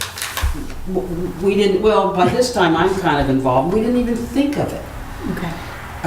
It was an issue, but it would have been much cleaner for us to have come to you with a whole package for how can we get the town $250,000, and we didn't do it. Nobody was even thinking, we had no reason to think, oh, of course you could get 2 house lots in there, look at this. But the appraiser has talked to people. The chairs of the planning and zoning boards. Yeah. So he has done his homework, and that's the best that he could come up with. Well, we could do a self-promoted 40B, we could do a project, we can eliminate all zoning with that. Do we have options that would satisfy our 10% requirement, or not satisfy it, but add to it? I mean, 500,000 was the original figure way back. 400,000. Well, Wait, it was 250 plus 250. 250. Oh, I Yeah. thought it was Yeah. 250 plus 150. No. No, okay, I don't know. Yeah, I honestly, I don't know. it's been so long that I have to go back to. Yeah. But the town was paid whatever cash. Right. And it then brought the amount to $250,000. At least that's my understanding. I wasn't a participant. Yeah, again, it's been so long now that even my memory's suspect on any particular day from like 16 years ago. But I also think that, I think emotionally you thought this was done, and now this Yes. is another issue, and Yes. so I think Well, let's go back to town understandably, Tom, meeting that now, you're too. upset, yeah. They just stood up town meeting and told us what was going on. Do we specify the amount at town No. meeting? I don't think we specified the amount, but I think we mentioned it. In the sense of it's not part, Article it was not- wasn't part of the article itself. So we could, Thank you for your help too, by the way, Well, because I kept looking to you for confirmation that my dates were somewhat in the ballpark. no, that's okay. and we do appreciate you, I know you were here earlier today, and we appreciate all the effort that you That's put into okay. it. And I'm sure you were equally as horrified as we were. Yeah. Yeah. Until, I couldn't understand it until I went back and found the sketch, the settlement agreement, and then remembered. Well, it makes some sense to me because I remember being upset when I saw the plan that Fisheries and Game was looking to give us. Because I made the comment, sure, let's make it so that we can't use it for much. Yeah. But it took so long to get anything. They were successful in grinding me down in any event.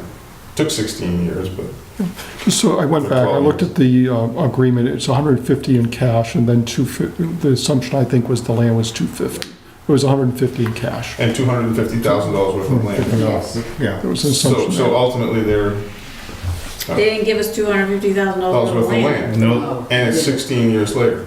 That's right. How do we fix this, Joan? Well, what I am here to request is that the only town parcels that and there's a municipal land that I know of that maybe the town doesn't have much use for, and this is in your package. It's next to or abutting Peterson Swamp Wildlife Management Area on Aldana Road. No. oh, Aldana Road. Yeah, we do own a parcel there. Oh, Yeah, you it actually own There's two. only And two it parcels down is there. all wetlands. Well, Oh, some of it's wetlands. There is an uplands portion of it, about a third of the way up from Oak Street. Can you see the picture and know which Yeah. one it is? Well, I'm familiar with it. yeah, hold on, because it's, now keep going, think yours because it's is in on your, the last page. yeah. Let's make it personal. There you go. Okay. Now, I don't know if there are other parcels way. that would be better, but these are three that I have been aware of for several years. The former dog pound, Yes. Mm-hmm. So that's all Looks upland. That's number 2, isn't it? this. The former dog pound is number 1. Well, what's number 2? Oh, that's I knew another about it. parcel. I don't know what you call I it. knew about 3 and 1, but I didn't know about number 2. Yes. And so parcel number 2, it's now in the assessor records combined with map 74 lot 2, something or other. But parcel number 2 is about 7 acres, has some upland in the front. Now, this, I had not included this in the package, but you can pass it around. There's a beautiful walking trail, well, Oh. it's a woods road, and this is what it looks like. Okay. I only went down that far. I know it connects with a trail that goes and then ends up behind people's People's houses, houses yeah. and things like that. And is this a gas line, Charlie? That something in the back? Anyway, there's kind of a road of sorts back there. I have not walked back here in several years. This I did today so that I know it still exists. Now, what we would like to have for Peterson Swamp, and this is, again, that's the outline, there's no place to park. So, which will benefit mostly the residents of the town of Halifax because it's a pretty small area and people are not going to drive from very far to go hunting or to go for a walk down this road. But we would like to acquire from the town, but we don't have any appraised values for this. But the assessed values are way over $50,000. Really? And, yeah, the assessed value Because of the upland. for the dog pound is $144,900, so let's call it $145,000. Now, we'd have to have all of these appraised anyway. At one point, number 2, but this is going back years, it no longer has its own separate field card. But at one point, number 2 was also assessed at about $140,000. Now I know why you were here so long today. Well, I was here, I was looking at something else, but anyway, so, Is number 2 clearly owned by the town? according to the field cards, I've not done any deed research on any of these. And I believe that may be, in years past, if you remember, Dan Basari was complaining about people accessing Peterson Swamp via that Yeah, parcel. where Yeah, they're walking down the path and... Well, ATVs, Yes, Yeah. there's a little bit of ATV activity, but not a whole lot. Now, there is that parcel, that number 2 is opposite some people's houses. Now, the parking area that we would create, because Peterson Swamp is not very big, this would probably be big enough for 2 vehicles, one behind the other. But Jason Zimmer, who is our district manager, he's the one who would decide.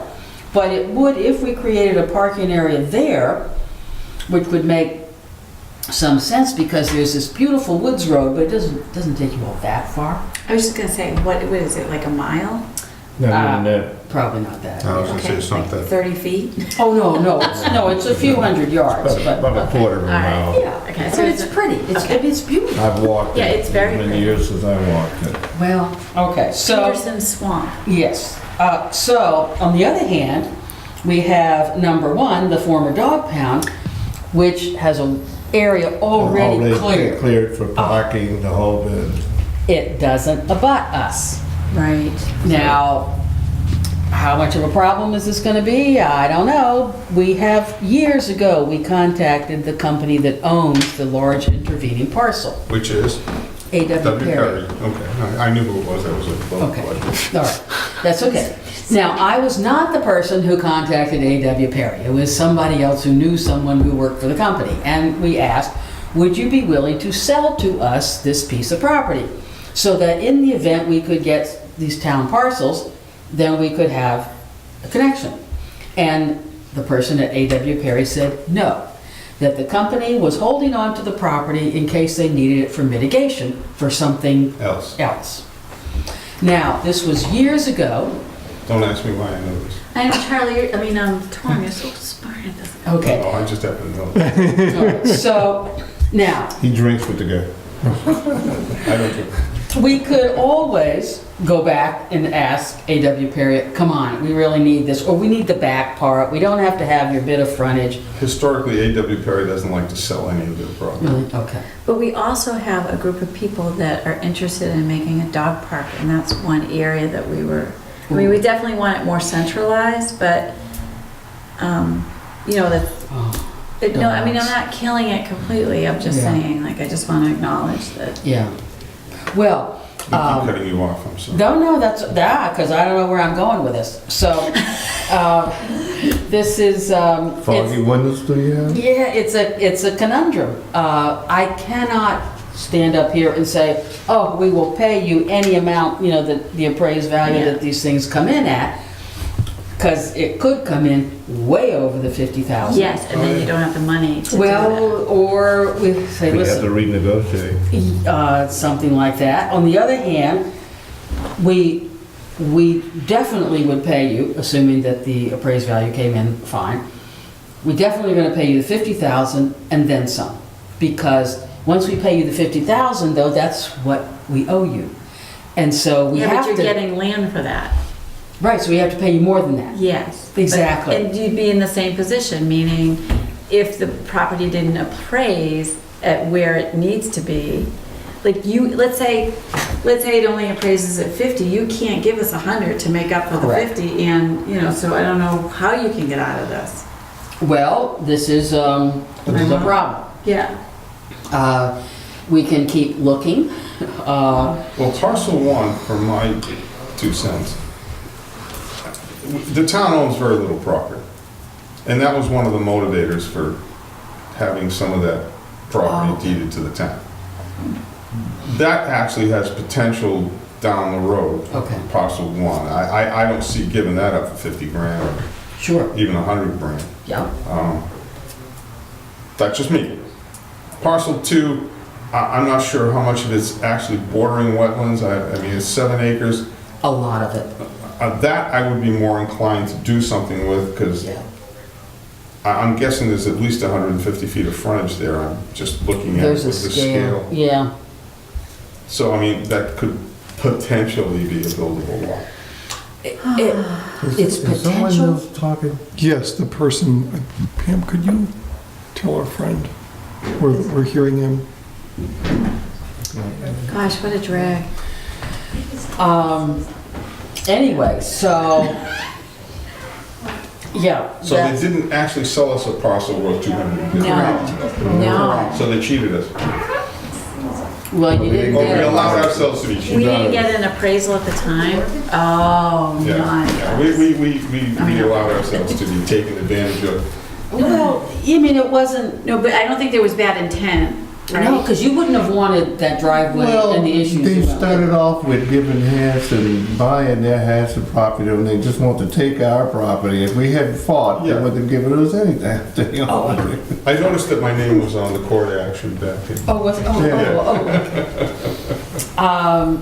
so I'm here to say that we are committed to getting you the whole amount of money.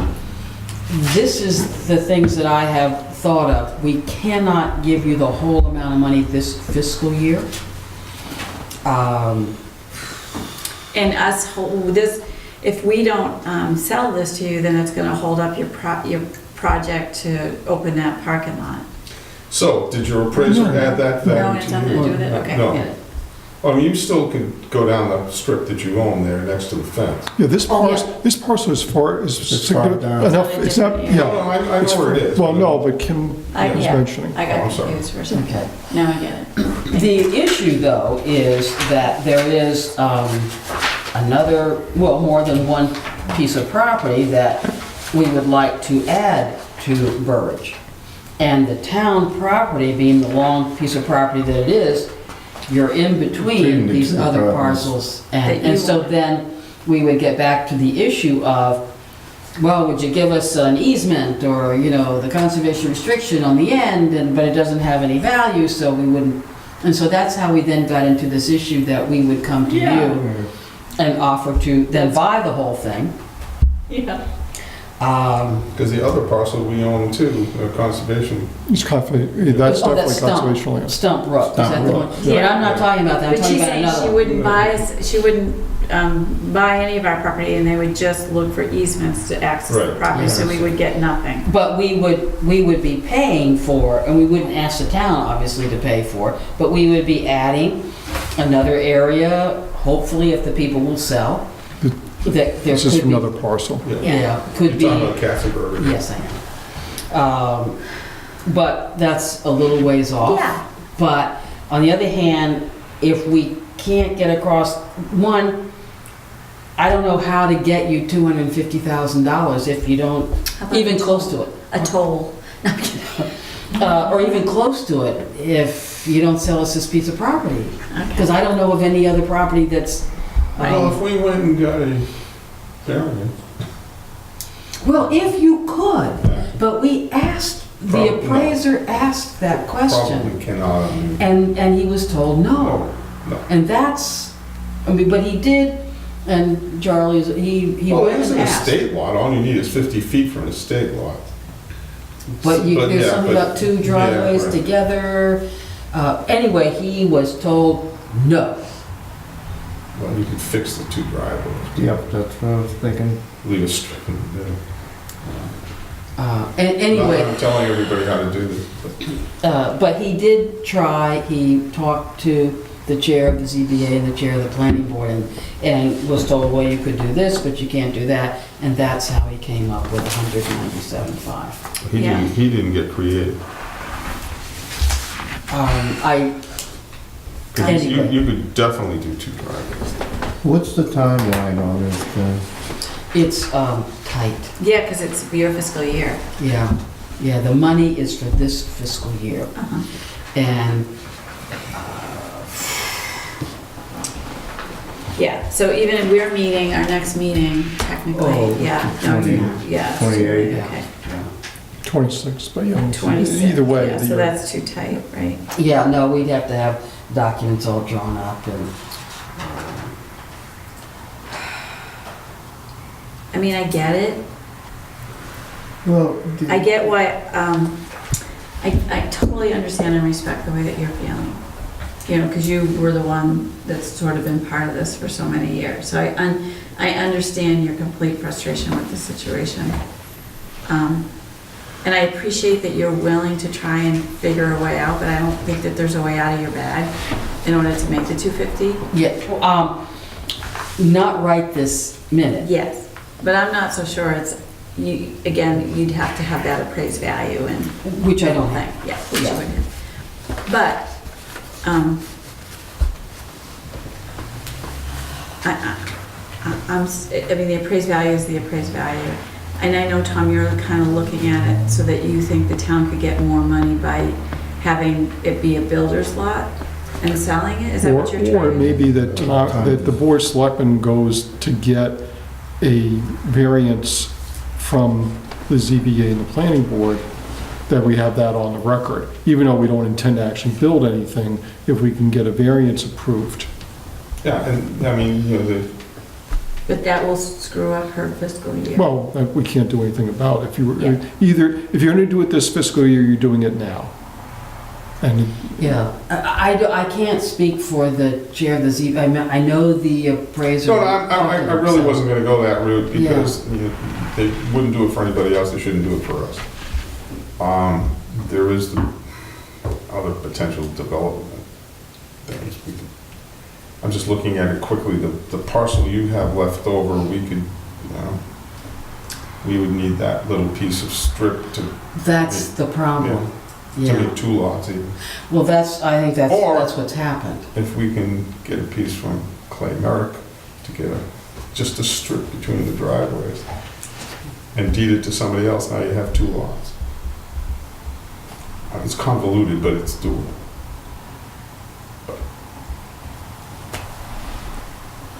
I'm just Yeah. Anybody got any Frustrated. leave? I got a headache. Oh, I'm just dealing with this lot of top of that, I I've been dealing know. with this all. Yeah, Charlie's right there too. I mean, I'd be. I'm to the point, I don't want to give it away, but it's becoming a real thorn. Yes, I absolutely agree with you. But we tried asking about the variances and the waivers, and that's what he got. And, So my mindset is, we can't go back to whenever this error was made. We can't go back, right? you don't So want what's that the- frontage and the error and the headaches that went along with it anyway. Yeah, so take that aside, we can't go back, and so what we're left with is the value of the property today. Right. And the value of the property today is this amount. Yes, And by conveying this, we, yes, technically lose money that should have been given to us years ago, but our residents actually benefit from this, right? Besides the financial end, they're gonna benefit, We haven't tried to market it any other way. Nope, okay. and then no plans to market it any other way Yeah. because of the egress and we're going through the changes, it's a difficulty. So you're both not inclined to do it at this time and to wait up until next fiscal year? Well, And I'm that's not- fine, I'm just explaining where I come from. That's not where my head is right now, but I'm gonna be honest with you, to be frank, you know, I want it over with because it's been something that's been, it's like a cloth over your face, it's Do been you- hanging around for a long time. Do you want to take a couple of days or a few days to think about it, and then we could meet, Do we have a have day to- meeting? Do we have to go back to town meeting?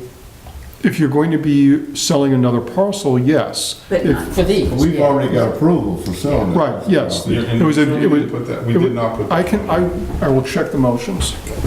But we did say $250,000. meeting, I'm sure it was brought up, even though it wasn't in the Oh, I'm pretty sure I said it, Mr. Powers. yeah.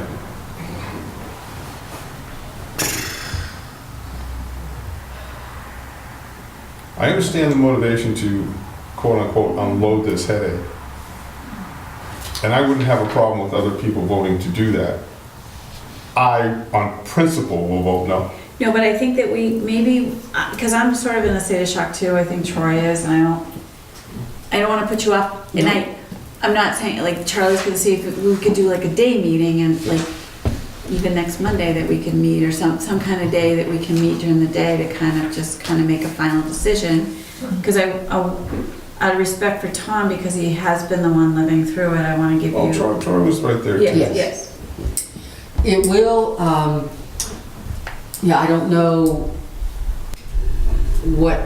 how absolutely fast, because it does have to be decided very soon. Before July 1st. Oh, way before. Oh, way before, so. Because I don't know if there's another project in line that we could put this money towards, So or do we leave it on the table, and then if you find out that you really could get a variance, and then our appraiser could look at it again, What if we met on Monday, next Monday, which is June 18th? And If we tomorrow's made a Wednesday, decision, if we made a decision on Monday, would that be enough time for you well, if the choice is to sell it? no tonight, or, I don't know what the choice would be on Monday. Let's say let's say the answer on Monday was yes. Okay, I'm not saying it will be, Yeah, but let's that's- pretend it's yes, because that's the point of putting it off, because today I think it would be a no. okay. So if we met on Monday and it ended up being a yes, Is that enough time to get your paperwork complete? It probably is. Okay. Wow. I don't know. Because I don't know that we can meet Friday because of posting. Could we meet Friday? Is that enough It's time? only Tuesday, we can. Oh, yeah, Oh, okay. yeah. How about Friday? It's Okay, so what better time than you guys Monday. thinking- What time you guys thinking on, okay, so we got 24. But- We could do like Friday morning. Yeah, early. Yo, whoa. So if you post it What time? tomorrow, you tell us. You would- Well, if I have to post, I can post first thing when I get in here, 8 o'clock, so we have 8 o'clock on Thursday, 8 o'clock on Friday morning, anytime after 8 What's o'clock. good for you, Joe? Can you do a Thursday? We can't because we No, couldn't can't. post. Oh, They have okay. to post 48 hours. in Oh, okay. Yeah, so Yeah. Friday would be the earliest. Okay. And Charlie won't be here. He's Friday's leaving. Thursday's so jammed up for me anyway. Yeah. Okay. So Well, I'm trying to Charlie figure wouldn't out be what the- here. what the- I don't And he wouldn't know be here whether next Daryl's week. got an appointment Friday morning, but some reason it seems he does. There was nothing in the motion. Okay. It simply said, we're authorized to sell the parcel.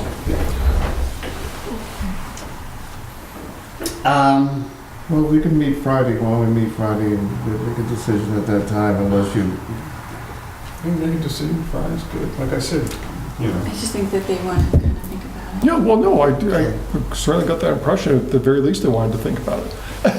Yeah, and so I know you won't be here on Friday, but we Yeah. could meet on Friday. I and think then- I think you can meet on Friday without me. Oh, no, I was just, If you want me to come, I'll wear a t-shirt, shorts, and sandals. How about no, we want you to have your earned day of rest. one day a year? Yeah, but, Just one. so Joan, I don't know if we can call you or Pam can get in touch with you on Friday or if you want Or I'd to show be up. here? Oh, yeah, that's Okay, fine, so that'd be what time fine. is it post? It's really up to Troy, do you want to check with Marilyn?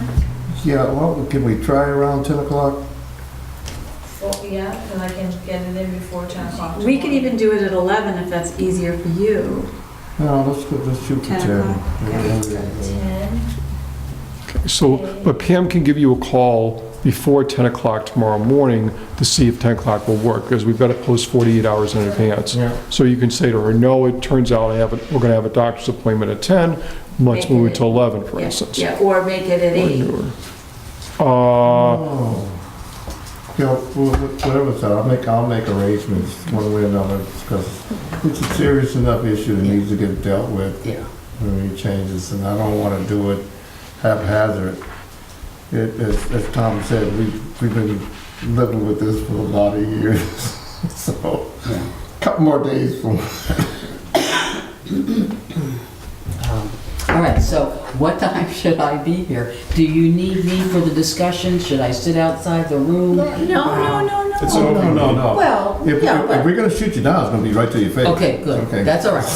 That's fine. I don't think I've held back a whole lot. No, that's fine. That's good.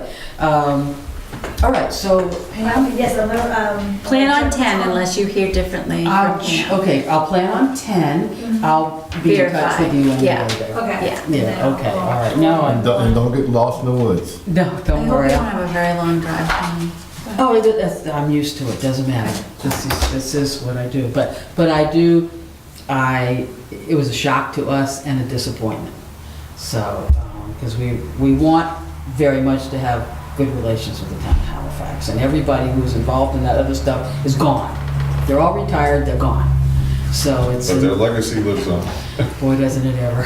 So, all right, so Friday? We're saying 10 o'clock, I'm gonna- yeah.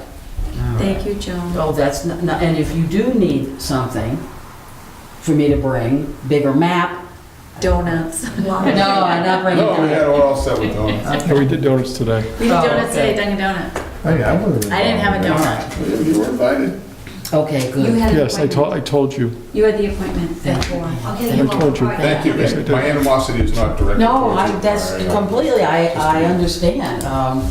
I don't know if there's anything else I could tell you other than we really want to spend the money on this piece of property this fiscal year.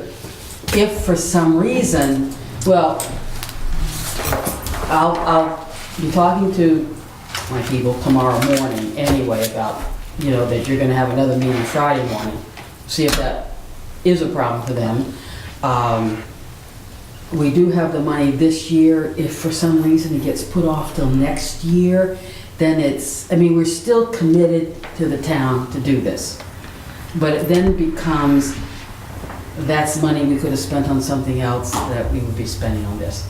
But that's the way it goes, and so, that's all, those are all my arguments. Safe So, travels home. Thank you. And we'll All see you Friday. right. All right, thank you very much. All right, bye-bye. So Kim has asked me to continue. If you can,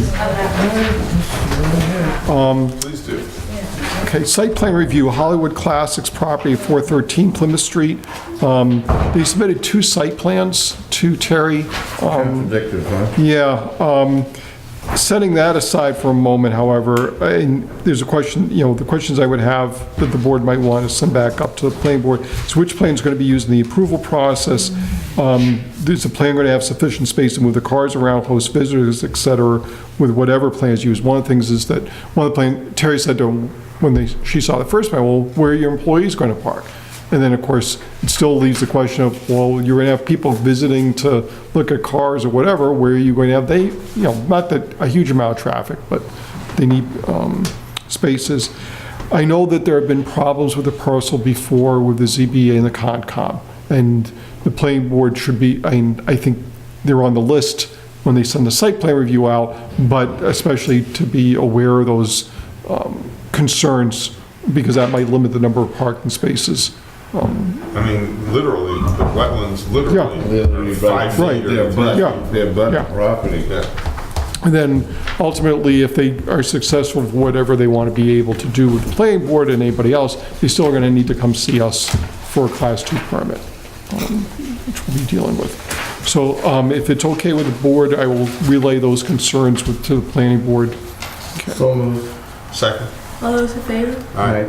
Dunkin' Donuts, they did provide a check for $500 to the Council on Aging earlier this afternoon for one of their opening day celebrations. They're having another opening day celebration on June 29th. I believe they're going to be providing funding to the Youth Soccer Association at that time. And that is the day that they are officially cutting the ribbon, Okay. on June 29th.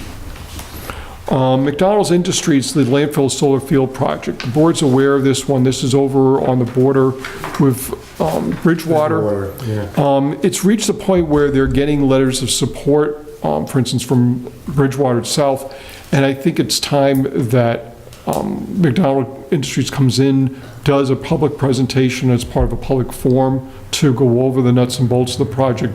What was there before, what they're doing right now in terms of bringing fill in. They're planning to bring in other types of fill, and ultimately they want to be putting in the solar field. But before there are any more commitments made by the town towards McDonald Industries, I'd like the public to have a chance to, get a full taste of the project, and if they have questions or concerns or whatever else. I don't want a situation that, as much as we're having public meetings discussing even right now, that there's a specific forum that the public is invited to attend and participate, and so the board, this board and the Board of Health, for instance, are aware of what the public sentiment is before they take any other action on it. If it's okay, I'll call Marilyn McDonald, who's been the contact person. It might be part of a selectmen's meeting later on this summer. It might be a separate night, because it might be an hour and a half long, something like that.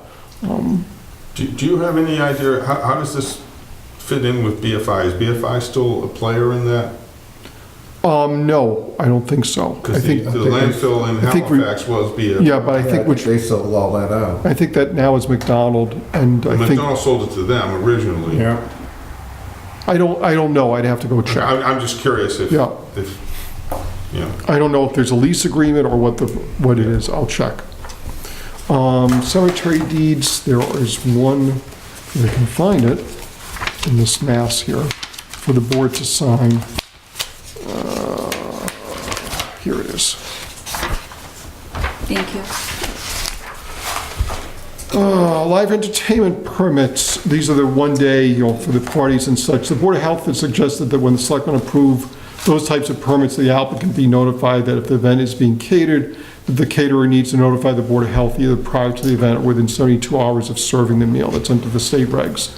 In addition, they suggest that we notify the applicant that the applicant might want to obtain a copy of the caterer's food establishment permit to know what, in fact, they've gone through the inspections of whatever town they're in.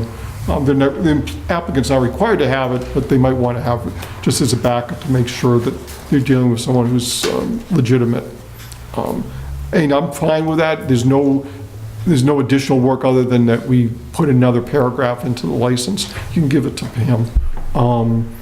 It's not, there are no requirements or anything in the sense of it's simply a further notification to the applicant that you might want to avail yourself of that.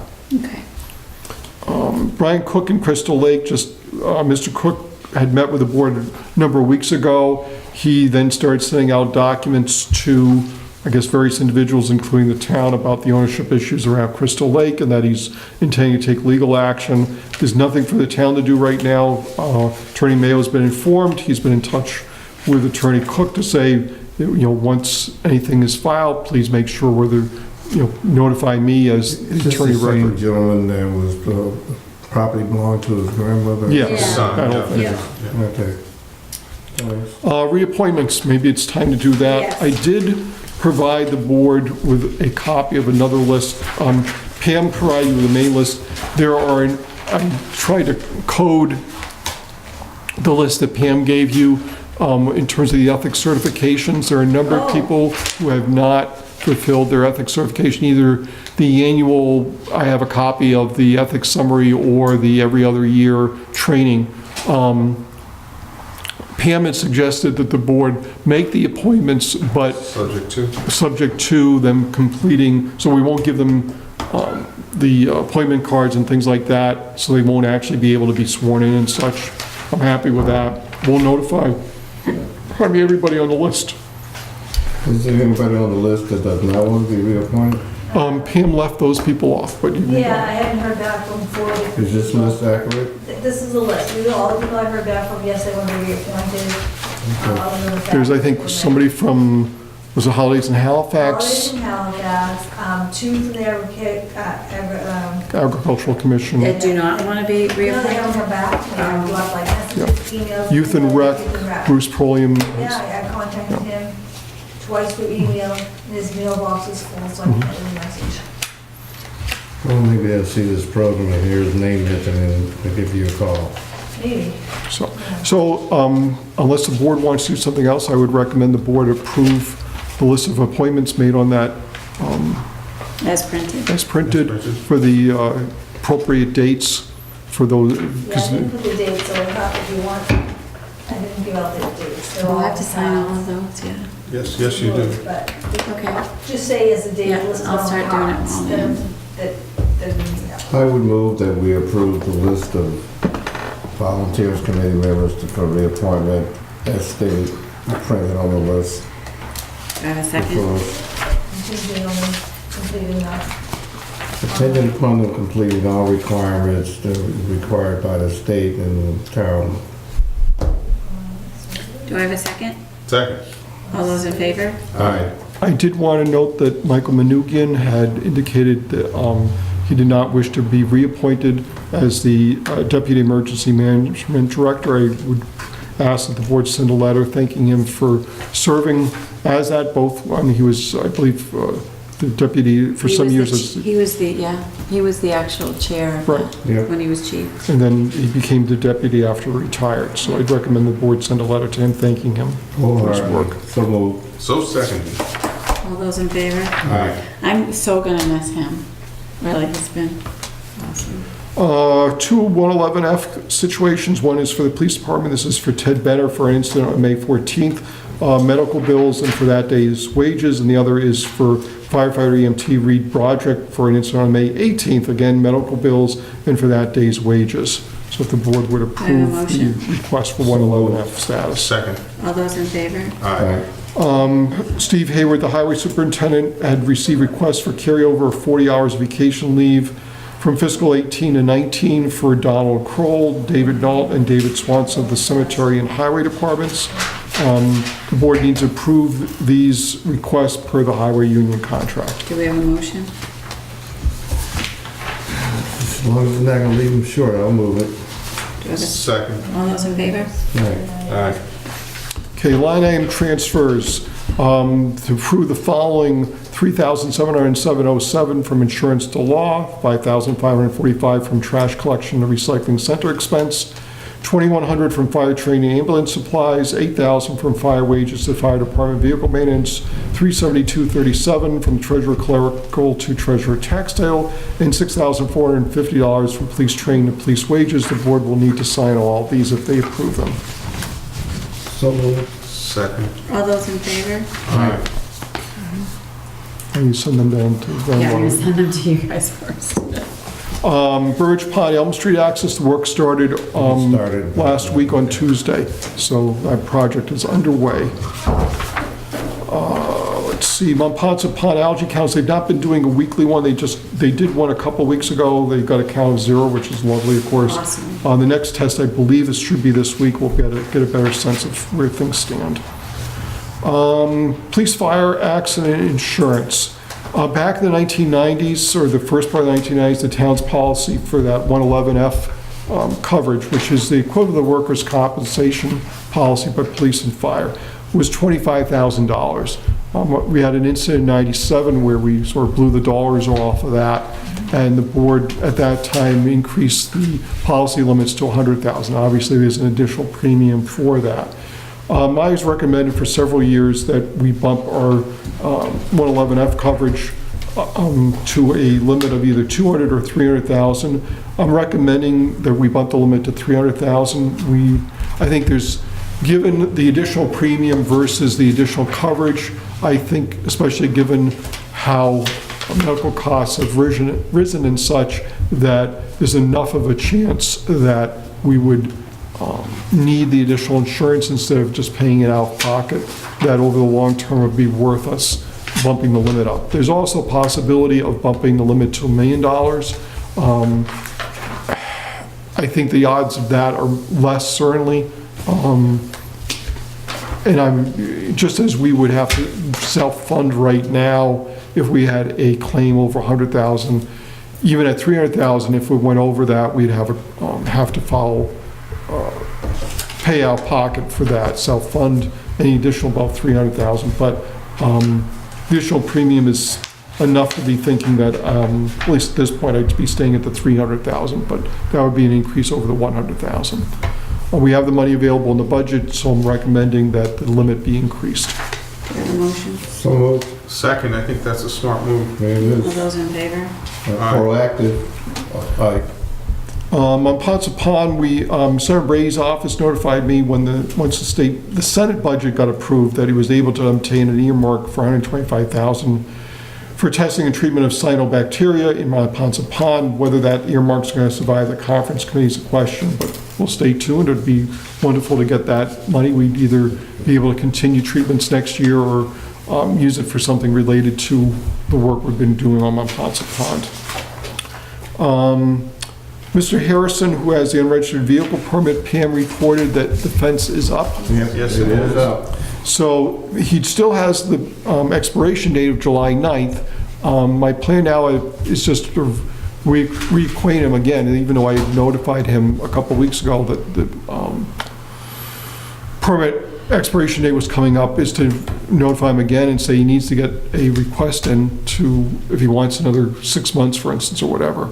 Or whatever length of time, but have a meeting with the board of selectmen about that.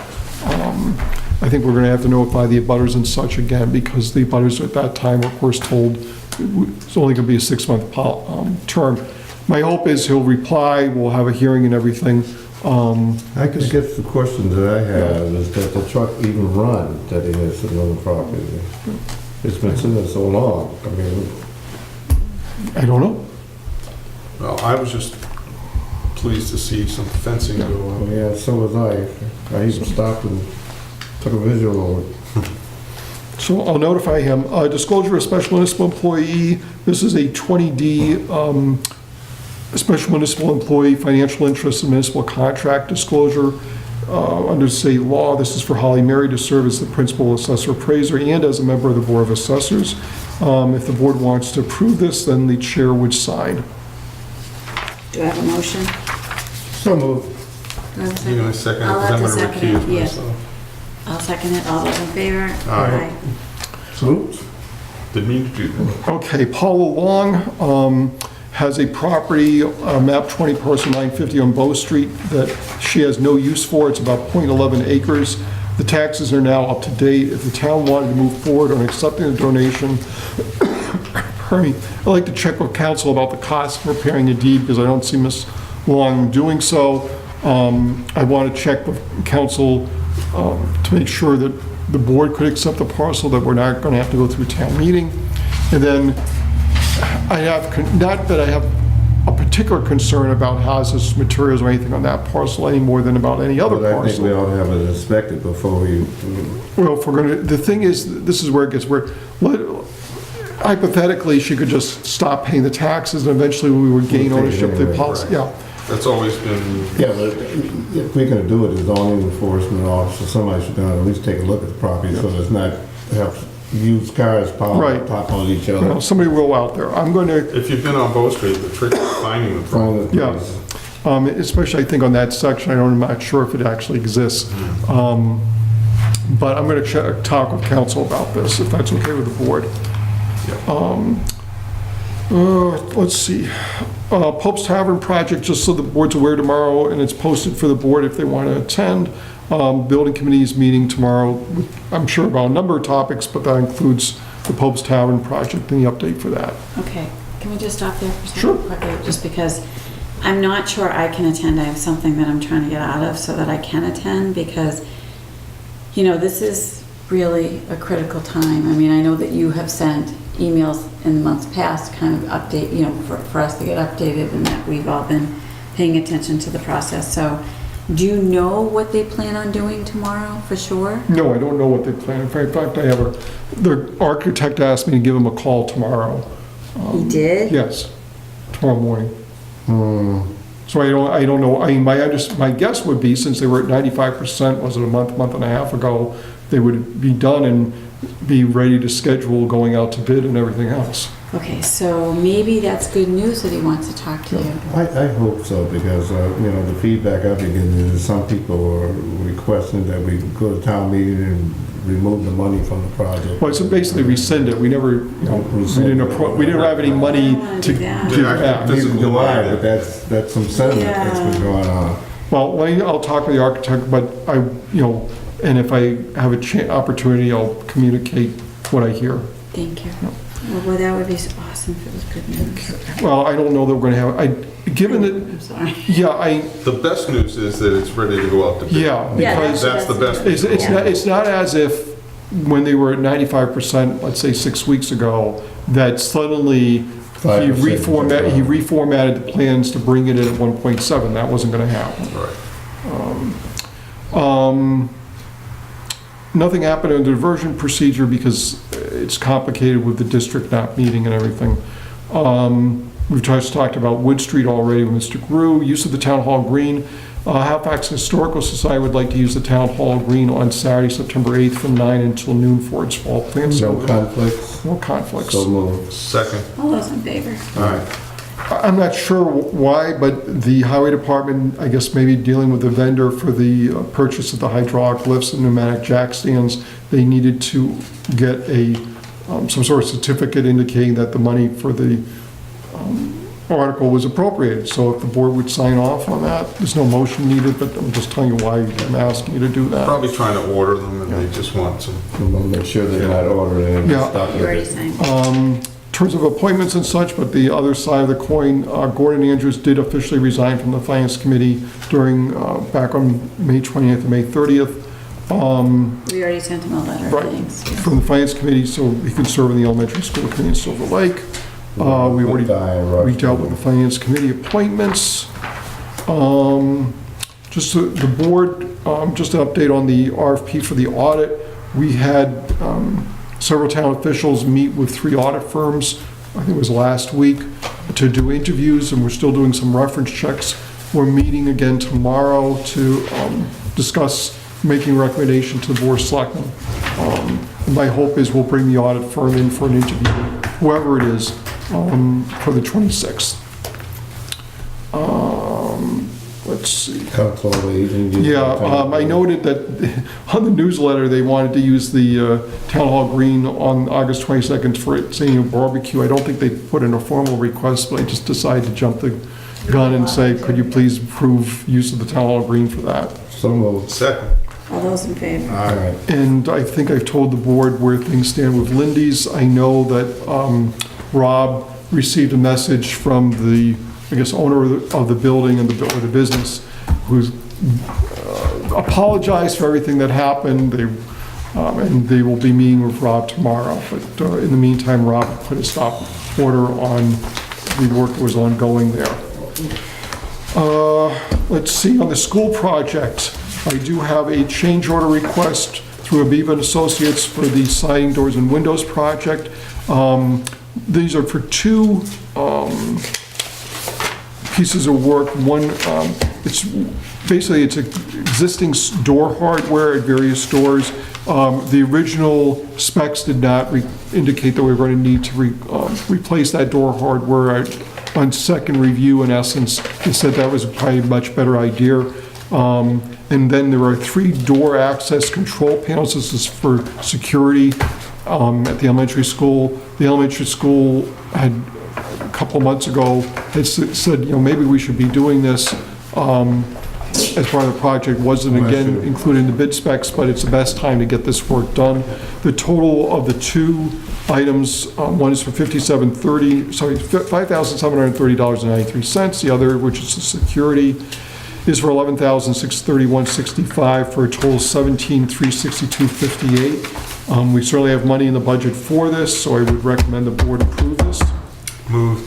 Second. All those in favor? Aye. And I'll sign off and send it to them. Pam, do you have any outstanding business? Yes, we have an over, yeah.